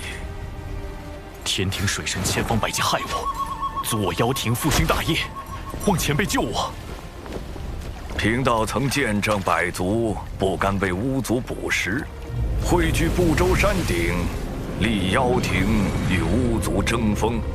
但百族压过巫族后，却开始了无尽的征伐和奴役。妖庭败落是应得的因果。那些喊着复兴妖庭的家伙，不过是想借机行奴役之事。殿下莫要因此纠结前世。无数妖兵惨死在水神的谋算之中，如今天庭又广发讨妖檄文，妖族面临的是灭顶之灾，晚辈如何能放下？还望前辈帮一帮我，帮一帮妖族。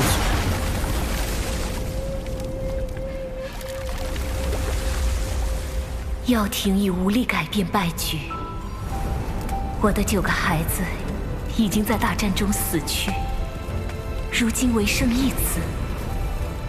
但这孩子有3次生死大劫，望先生解救于他，西河感激不尽。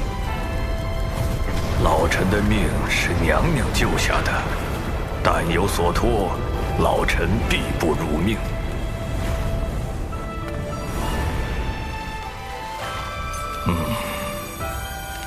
罢了，终归是欠先后几分情谊。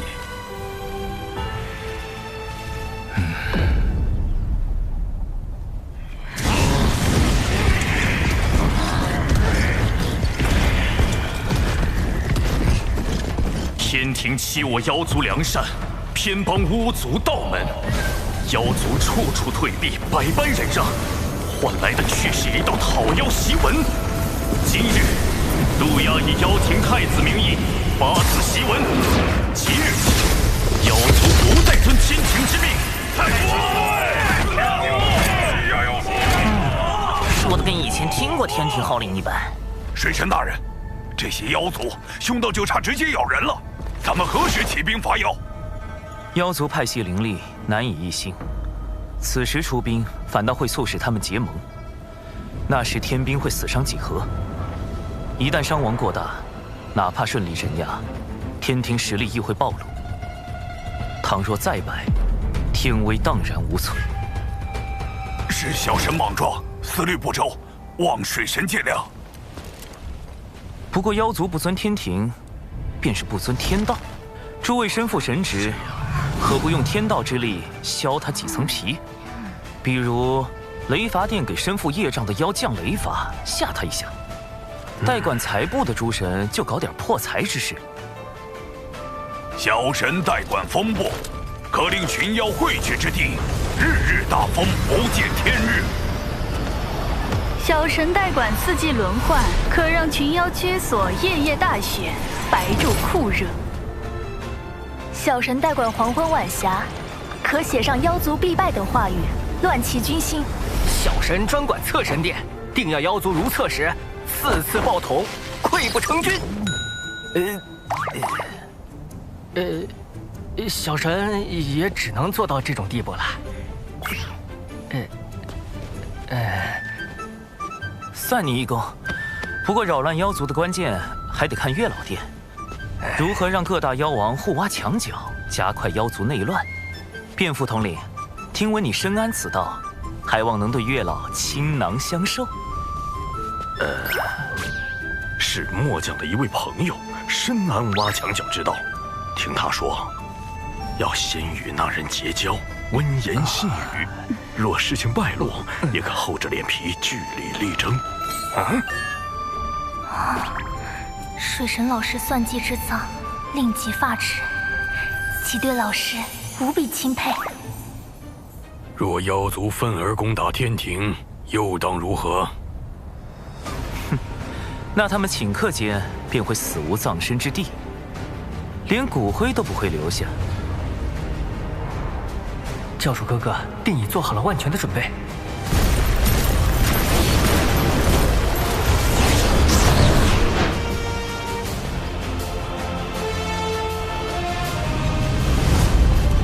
传令四海，整军待命，随时驰援天庭。是。都打起精神，我们是要给妖族送官，为水神大人助威。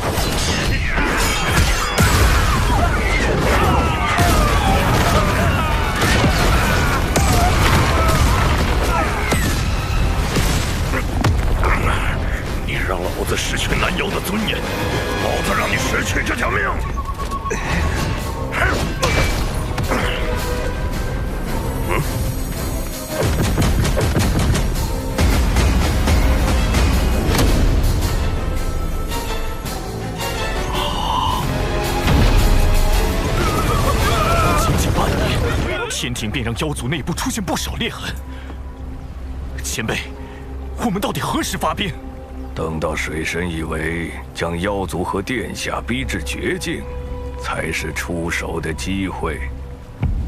你怀疑陆压的背后有高人指点？天庭大兴已成定局，迟早会清剿凶妖。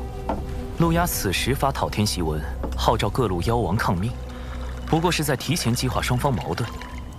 但他却又按兵不动，只抗命而非反天，就是给自己留了一条退路。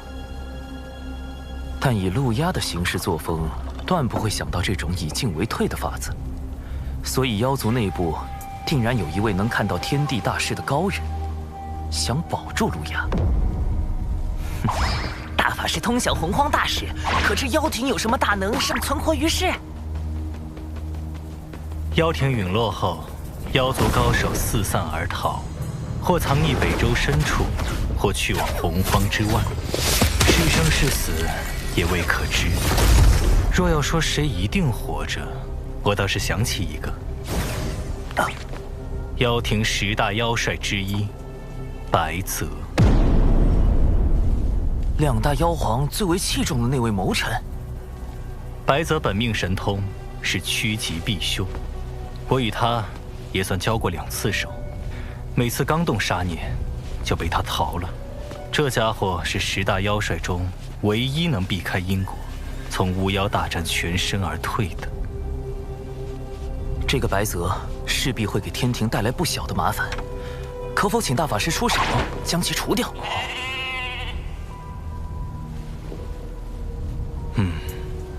不过这家伙对付起来有点麻烦，我得多耗费一些时日才行。或可利用白泽的神通阴阳逆转，引他入瓮。破局之法便在锦囊之中，不到危急关头切莫打开。殿下，这是贫道最后一次帮您了。前辈要走？水神定已察觉到贫道，现在不走就真的走不了了。不过贫道还要再叮嘱殿下，切莫与水神为敌。玉帝忌惮您是忌惮妖庭太子，可水神自始至终要杀的是陆压。这有何分别？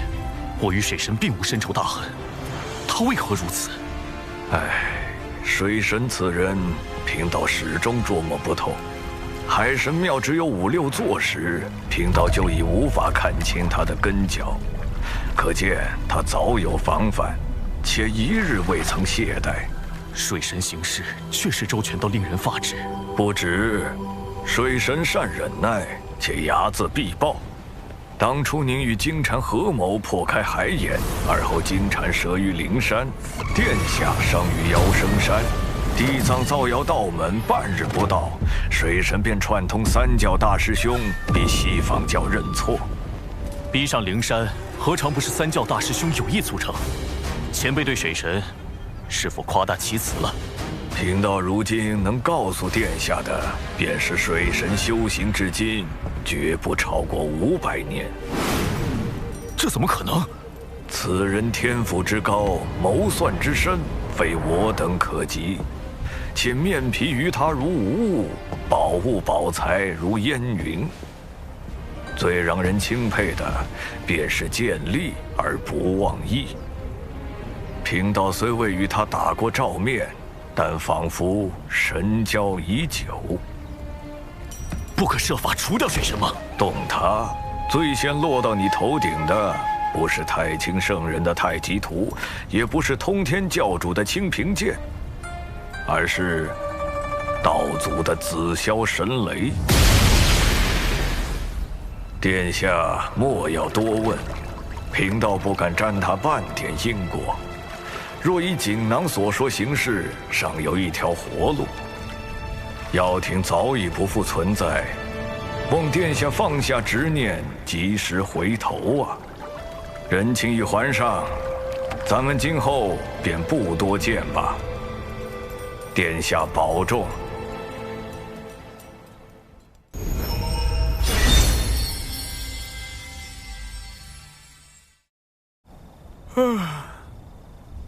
也不知道大法师能不能找到白泽。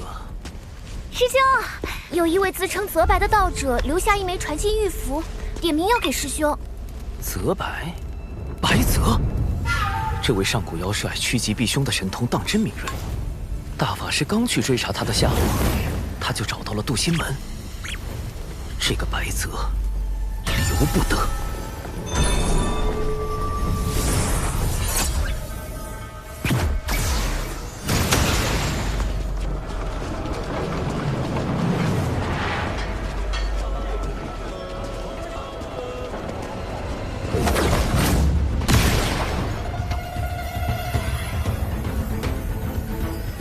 水神饶命！是白泽留下的传音，好狡猾！水神饶命！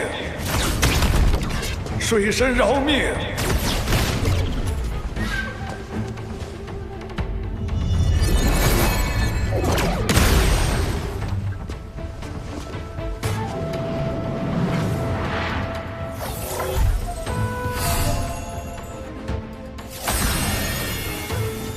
白泽这趋吉避凶的神通当真厉害。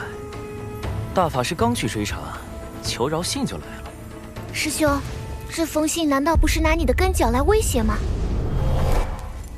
我倒觉得他真的是在求饶。他的威胁根本构不成。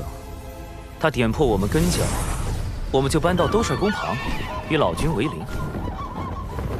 但我必会对他从忌惮转为恨。如此，反倒断了他的活路。既是求饶，为什么不直接来找你呢？他不敢。以如今局势，我必杀他。送信求饶只是表明他的态度，他必有后招。如我所料不错，大法师此行应当会带来第2枚玉符。长寿，真被你猜对了。不妨再猜猜，玉符上说了什么？他要看看我的本事，也要让我看看他的本事。应当是要与我立下赌约，胜就听凭处置，败就放他一马。连打赌内容都被你料到了。不过，这赌局可与我们不利呀。白泽藏在洪荒最安全处，我们需在2刻钟内找到他，方为获胜。若按照拿到玉符的时间来算，还剩1刻钟。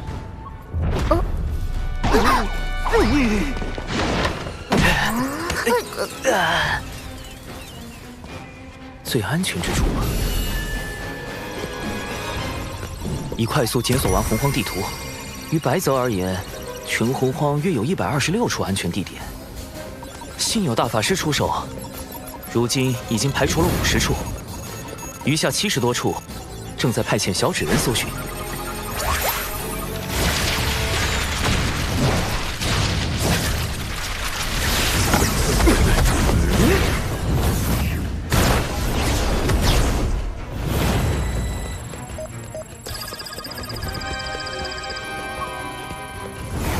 师兄，时间不多了。怎么关键时候卡住了？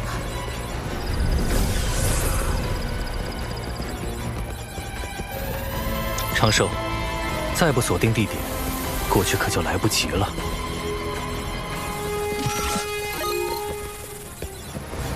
灵娥，大法师，你们来去。什么？我们？快去！大法师，听灵娥的，去这里。听我的。水神的思量在第10层，普通聪慧之人在第5层，而我本该与水神在高层角逐，但我主动退回第5层，以最不符合水神的思考方式，才能选定最安全之地。师兄，这个就是上古妖帅白泽吗？运气不错。你就是？还请大法师出手，扬了吧。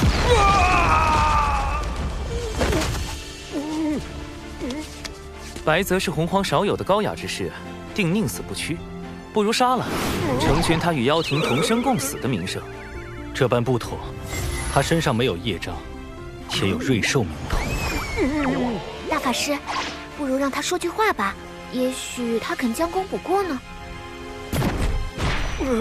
谁说要宁死不屈了？贫道去，贫道现身就是想去。既如此，道友何故插手妖庭之事？水神要抹杀一切与天庭不利之事，又岂会放过妖庭出身的贫道？我可没有这般雄心壮志。若非心怀大志，水神何必与截教交好？其实是一场意外。那你为何创立海神教，蓄意与东海2太子敖乙结交？也是意外。妖圣山呢？你灭了陆压10万妖兵，更是意外。我当时其实是为了救巫族。你，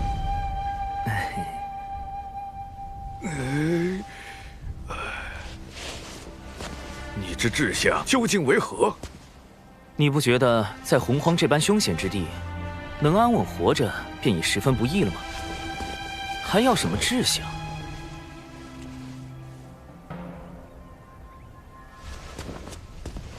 遥想当年，妖皇帝俊与东皇太一共同执掌妖庭，难道你不想成就2天地之位？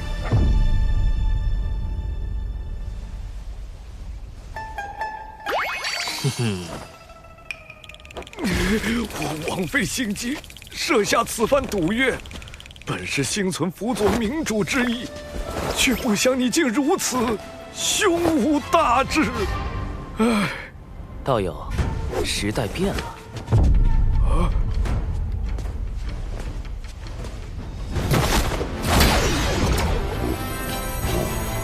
他的元神已被禁锢，本体交于你安置。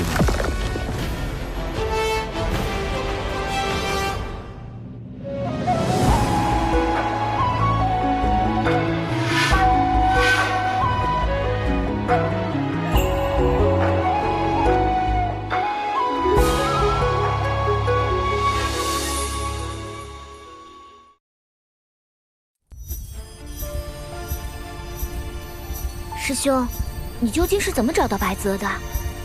后来又为什么听了我的呢？贫道也想知道。很简单，靠运气。啊！白泽筹备此局良久，我无论做何种选择，他都早已预想到。因此，我将最终决断交给了你与大法师。大法师当时并未思虑太多，而是抱着戏耍的心态，故我将大法师的选择放在可能性第2的选项。而灵娥这般聪慧但思虑难周全之人，给出的答案有3成可能是白泽的藏身之地。3成，这可不像你的性子。所以，此番能够找到白泽，全靠运气。嘿嘿。运气，水神之志非常人所能及，与我的较量更不可能只靠运气。他究竟是怎么找到我的？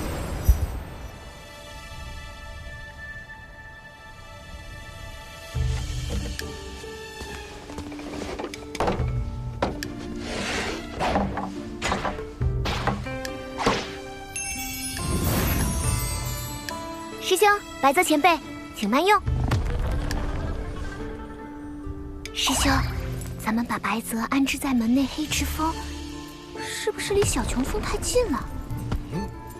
大法师有意留白泽一条性命，我自不能杀了白泽，但也不能放了他。面对这样的危险分子，最好是将他安排在身边不近不远之处，再借机收服。前辈，请。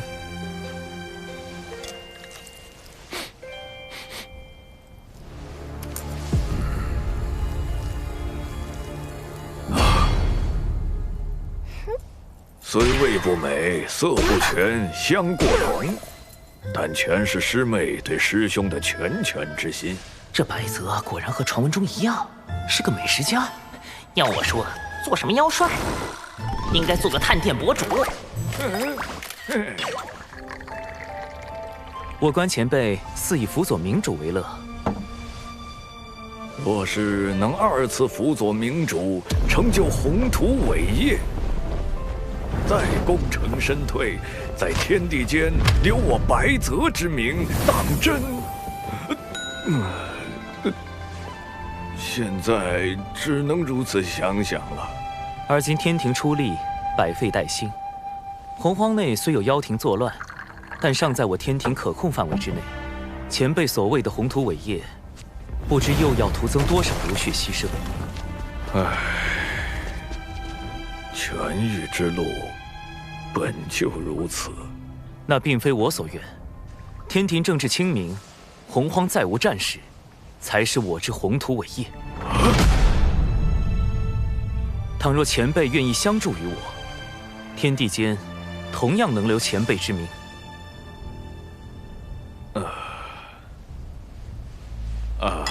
这鱼要是再浇一点，就更香了。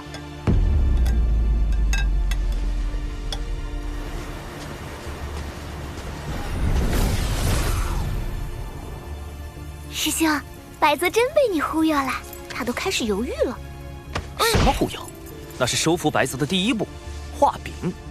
谁说登顶2天地才是宏图伟业？希望天下太平，一样可以是宏图伟业。那第2步是什么呢？收服白泽第2步，名曰交心。他既然喜好美食，我们不如从美食入手。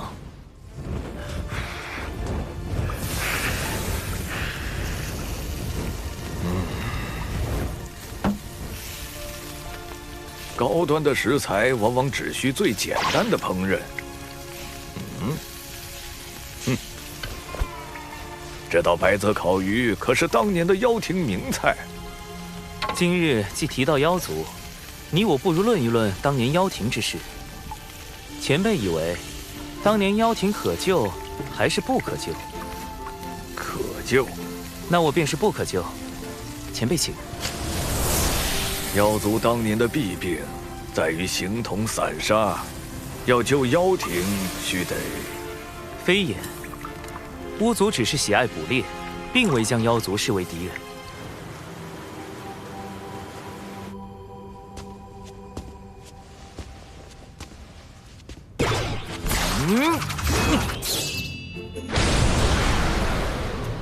百族联合，形成了今日的妖族。本无同族之共情，贫道何来对妖族背信弃义一说？嘿嘿。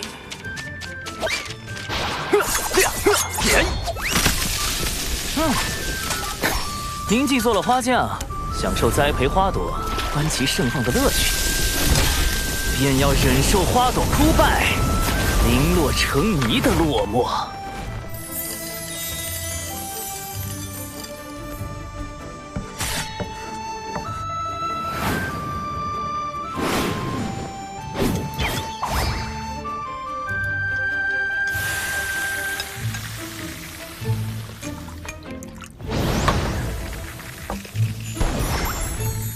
痛快，太痛快了！水神真乃知音也。贫道真是越来越好奇了。以水神之智，当日能够找到我，真的是凭运气吗？前辈以为我还有何种破解之法？师兄，收服白泽的第3步是什么？没有第3步，或者说，第3步是一道考题，一道需由白泽亲自来完成的考题。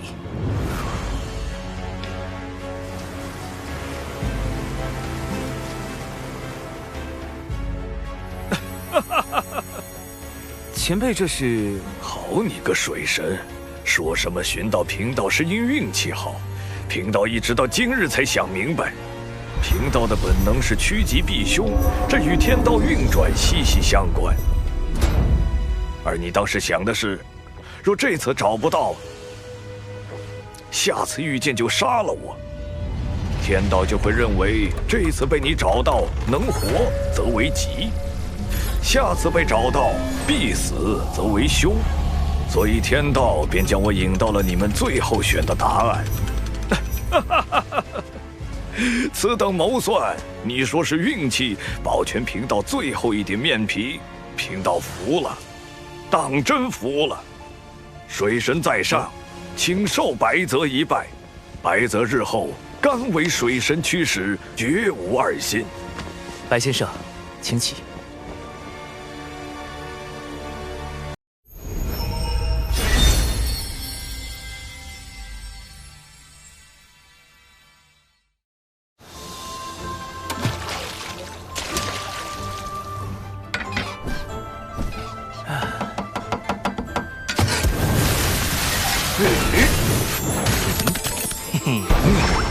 小琼峰李长寿，有客来访。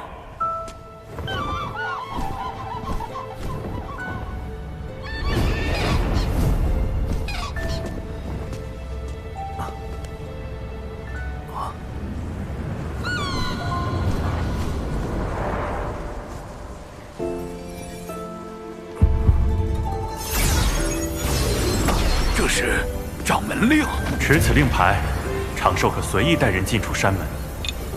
多谢掌门厚爱。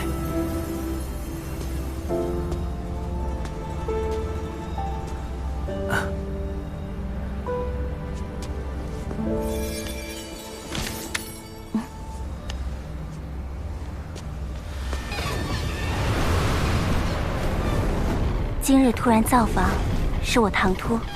何来唐突一说？大劫将至，诸般事宜皆牵一发而动全身，我放心不下，特来与你相见。仙子可是在担心白泽归降于我，是为妖庭之算计？白泽乃上古妖庭元帅，更是与妖师鲲鹏斗过的人物，预感灾祸的神通也颇为厉害，他定不会无缘无故前来投奔。仙子所思，正是大法师与我所想。故大法师已出手将他元神牵制，而白泽在与我的交谈中，亦已将我引为知己。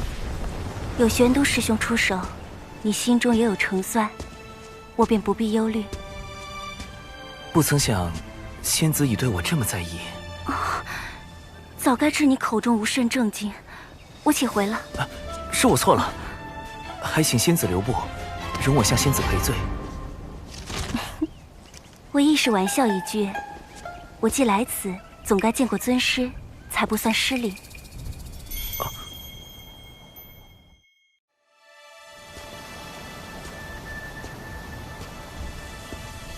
师父，这位云仙子是弟子的至交，这次前来咱们门中拜访。哦，对对，云仙子，长寿提起你很多次啊。请。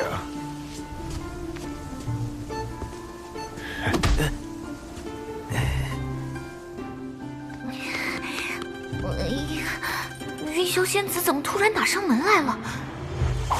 还被师兄带去见了师傅。我这就快进到家门失守，城门失火，老家被偷了吗？虽然云霄仙子是典籍中记载的三教高人，天地间有数的大能，但我也不能就这般把师兄拱手相让啊！况且我做了师兄这么多年的贴心小坎肩，要论在师兄心底的位置，我也并不一定会输给云霄仙子吧？这位便是你师妹吗？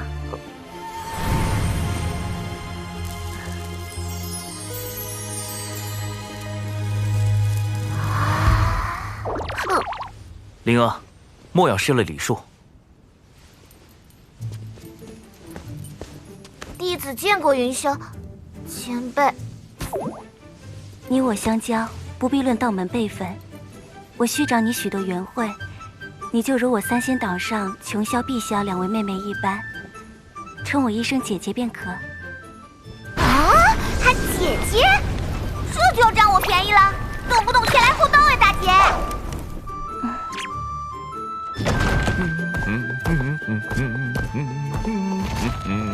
嘿嘿。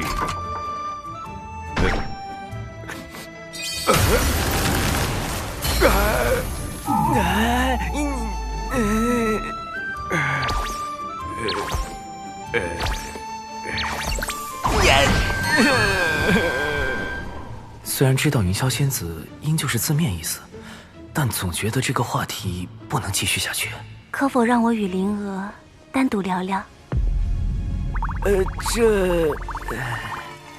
啊？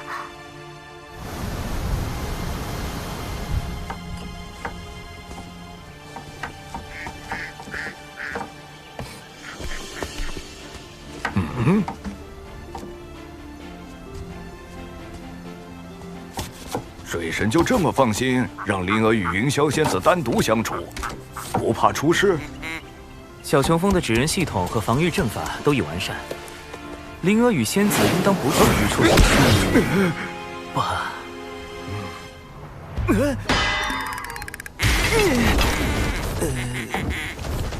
糟了，云霄仙子切断了我与萧世人的联络。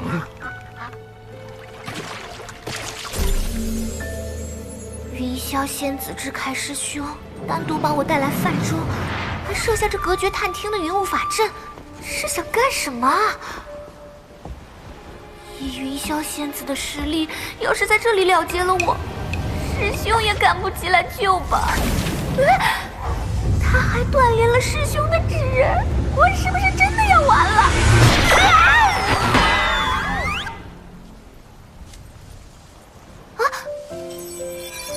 灵娥是在害怕吗？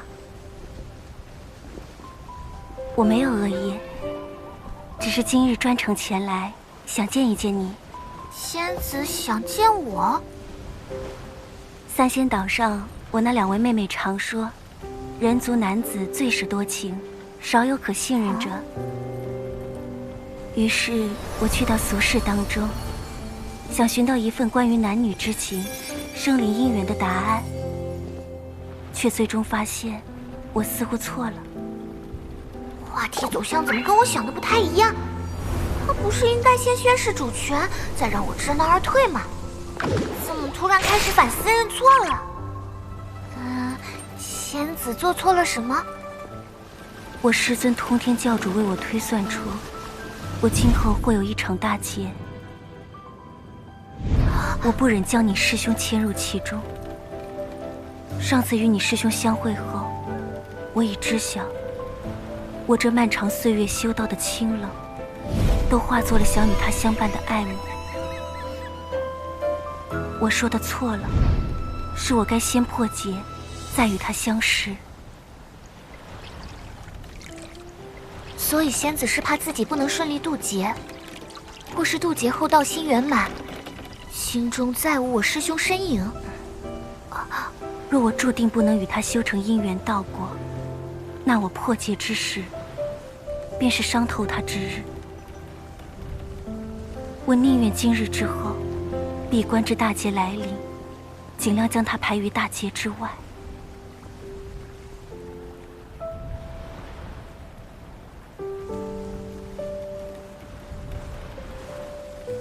我命中之劫或凶险万分，我并无万全把握能安然度过。若我大劫无返，灵儿，可否拜托你照顾好他，莫要让他伤心难过。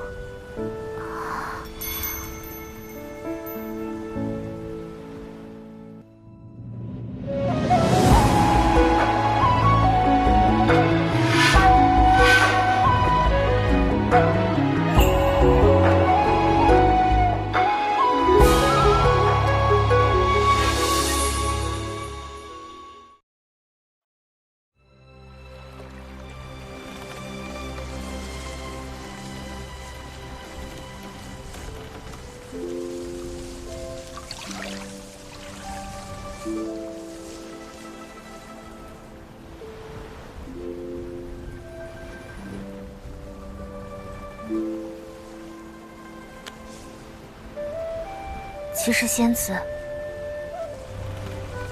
你担心的命中之劫，师兄是知道的。啊？师兄是否赠过你一枚铜钱？这枚落宝铜钱，还请仙子收下。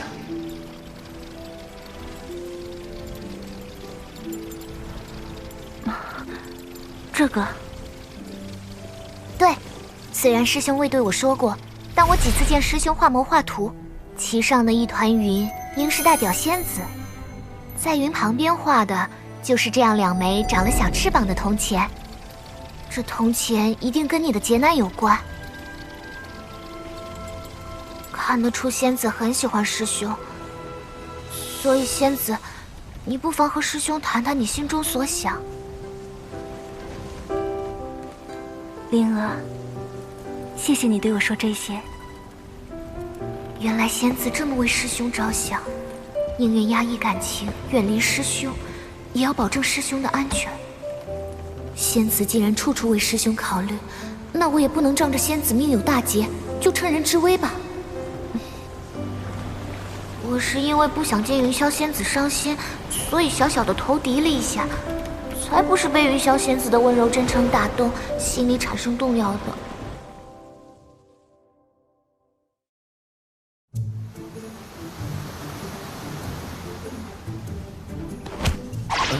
云霄仙子要喝酒吗？我师兄亲手酿的。来尝尝这个，我师兄手艺超强的。确实是少有的美味，我此前极少进食，今后怕是要多谢口福了。要不我再给你煮碗面？不必了。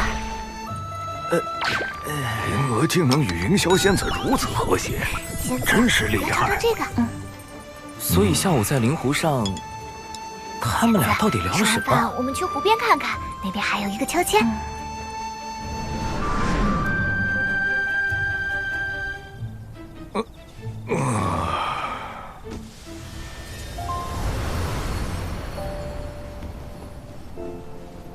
那枚铜钱，我会好生保管。那场命中注定的劫难，我亦会竭力度过。我还道你在担心什么，突然来山门中看看，不曾想，你竟是有些患得患失了。你是否在担心，待你道心圆满，就无了我容身之地？你怎知？其实这般问题，我也担心过，但后来就释然了。为何释然？我这人做事一向求稳，此前思考这些时，比你所想的还要复杂许多，不然无法说服自己承认心意。今日一并说与你听吧。若你渡过劫难，大道圆满，心中再无我，若你我不能修得圆满姻缘道，那我便将你的道心再融了，钻进去就是。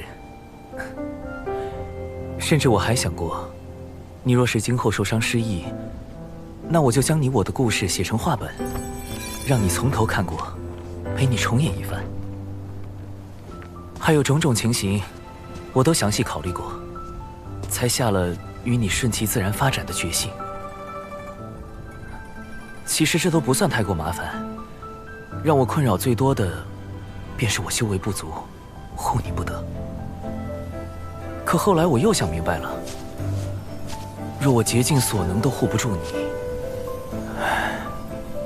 那我也不配与你结成姻缘道果。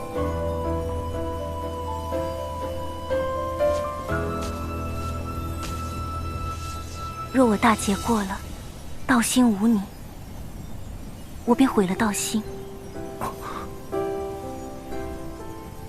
增添与你相关的执念。你我可否以劫难为约，待我无劫无灾，可愿与我同游三界，寻遍星辰？愿。今日一约，心无迟疑，望你自保为上，量力而行。放心，我稳得很。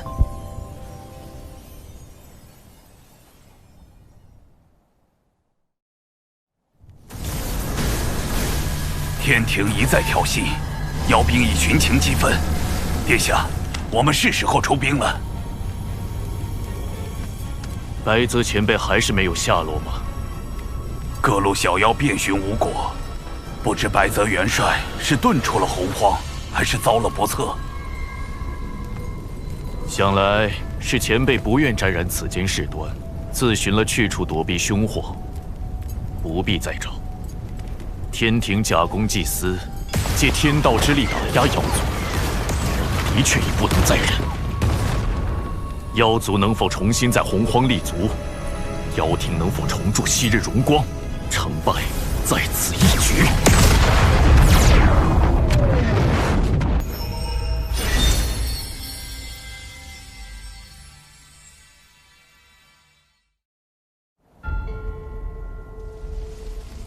谛听突然截获了一个有趣的消息。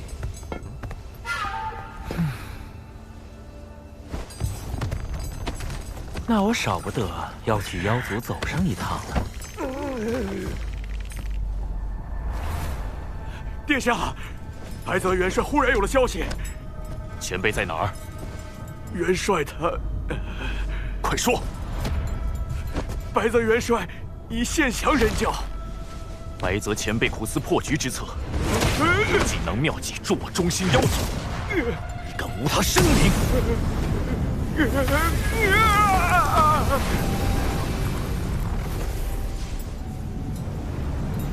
破局之法便在锦囊之中，不到危急关头，切莫打开。若依锦囊所说行事，尚有一条活路。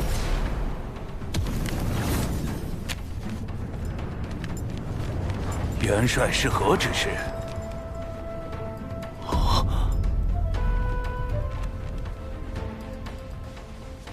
水神故意放出我现降的消息，不知心中是何成算？趋吉避凶是先生的本能，我希望陆压在获悉先生的选择后，能为妖族计，知难而退。我无意与陆压一战，天庭也始终希望保全苍生。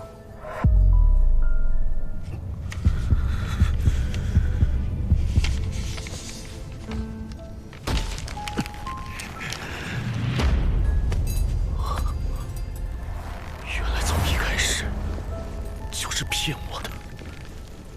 元帅就要殿下投降？妖庭早已不复存在，望殿下放下执念，及时回头啊！号召各路妖王反天去按兵不动，根本不是在等待时机。他没想助我举兵伐天，他要我投降。或许元帅认为此时投降才是妖族最好的选择。可我怎能不战而降？未尝一战，他又怎知我必败无疑？白泽元帅有趋吉避凶之神通，他为殿下出此下策，想必也都是为妖族。太子殿下，我来是想问问，白泽以妖帅之身归顺人教，太子是否要率妖族献降天庭，做贵元帅的头名状元？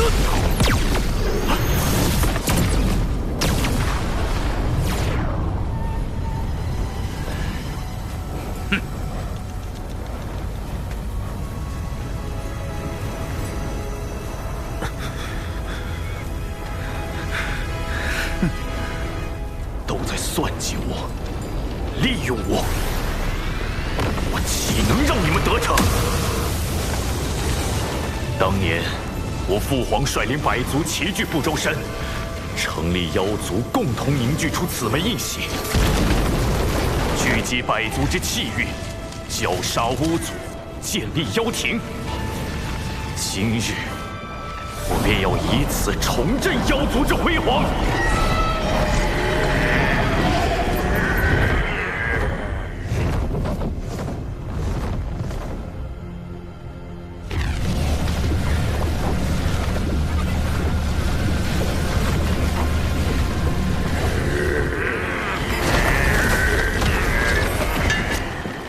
时日何丧？与子偕亡！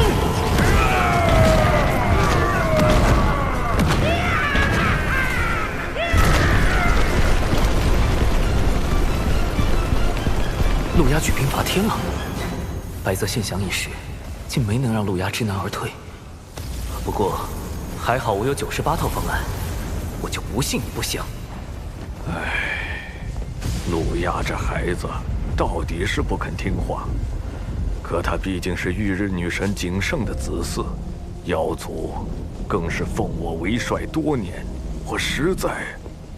先生不必多说，我也不忍让先生为难。先生留在这里，不必插手此事。乌牛元帅、乌马元帅，听我说。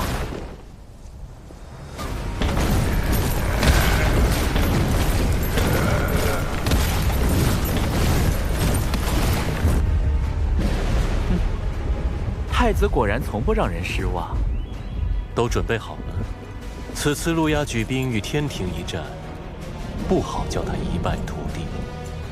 我们不便出面公开与天庭为敌，已经吩咐文静另寻帮手了。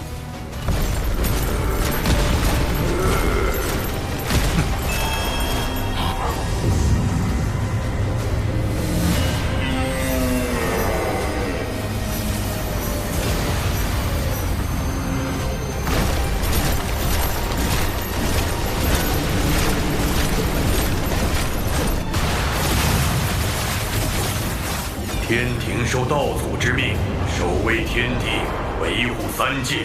而今你妖族为一己私欲，挑起战火在先，不遵天道判罚在后。吾奉劝尔等及时收兵，否则定将尔等尽数覆灭于此。天道如何？我只认我自己的道。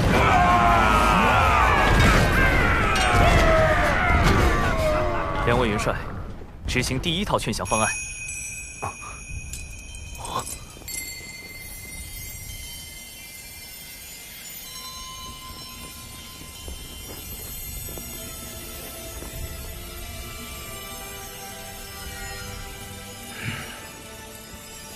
听闻妖族欲行伐天之事，自寻取死之道。我等特来替圣母娘娘最后问陆压太子一句：你可愿退兵？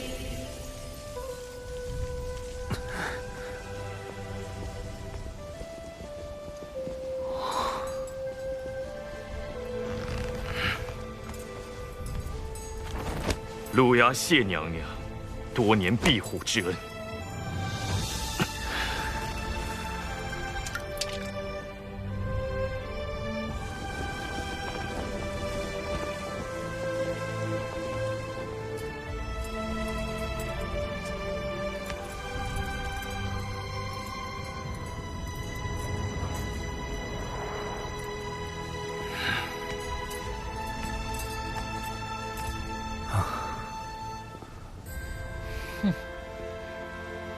太子保重。唉。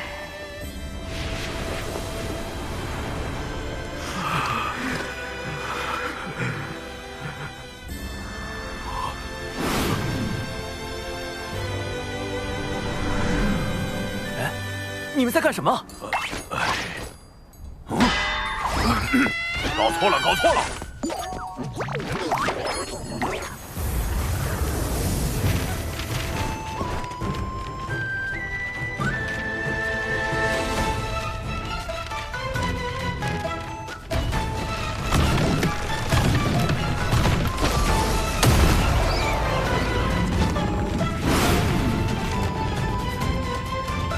路亚何在？速速过来受死！嘿嘿，今日我们六道府针对陆压宁这种贵客，特地推出了殡葬大酬宾。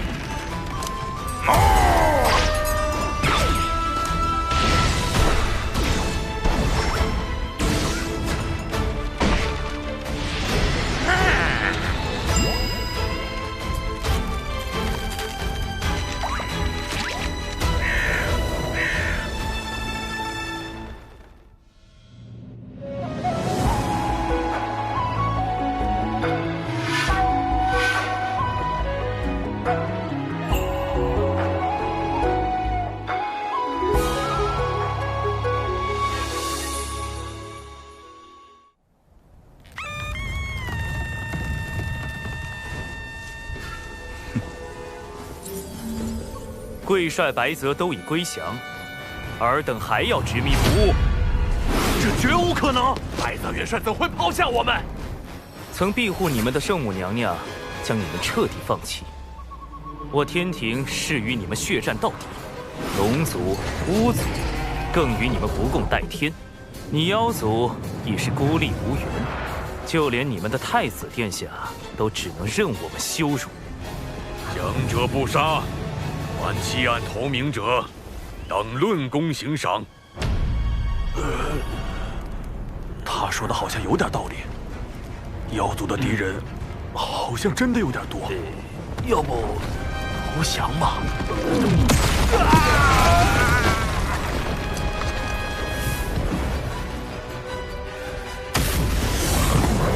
金光速现，正无神通。一天之光，万神朝礼。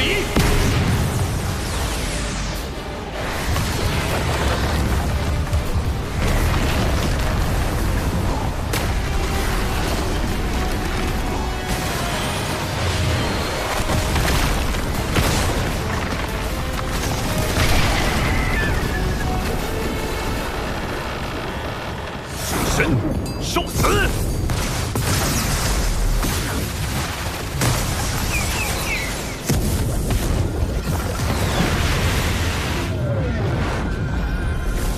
骑士，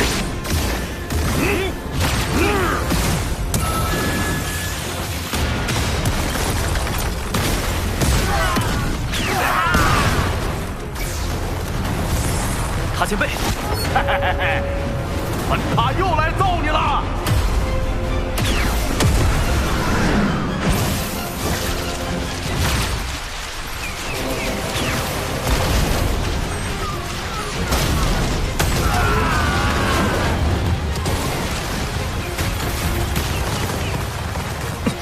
不行，这太阳星的温度太高，萧芷人根本无法靠近。加固大阵！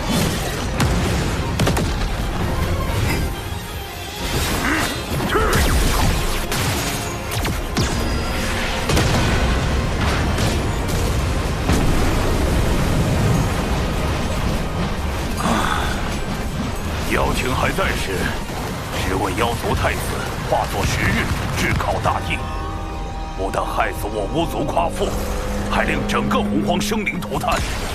幸有我巫族大义前辈出手，大造射日弓，将9名妖族太子射落。昔日陆压境右，射日弓共有几支箭？现在何处？您是说，当时一共打造了10支，还剩1支？就在我六道符安置着。哼，拿来。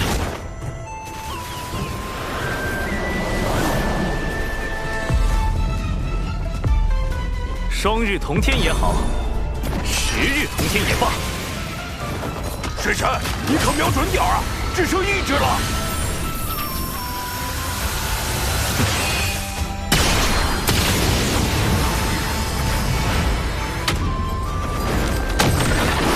奉天之命。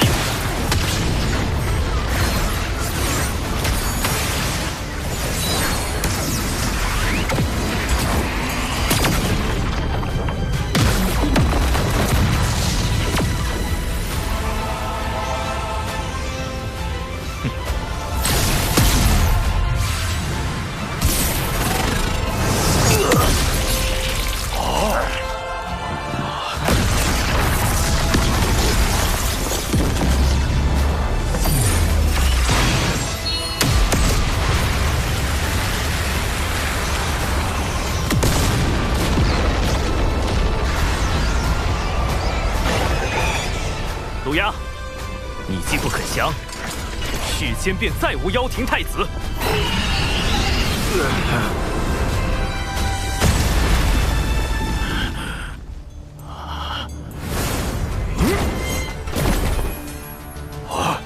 水神好准头！终是修为欠了火候，不似昔年大义前辈那般，一剑便能将其击毙。两位元帅，战场便交给你们了。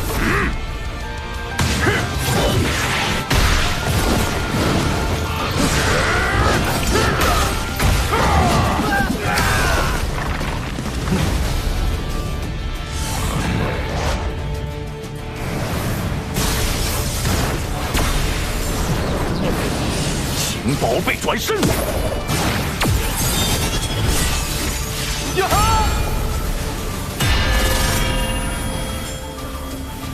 恩塔已经开始兴奋起来了啊！这回拉不动了吧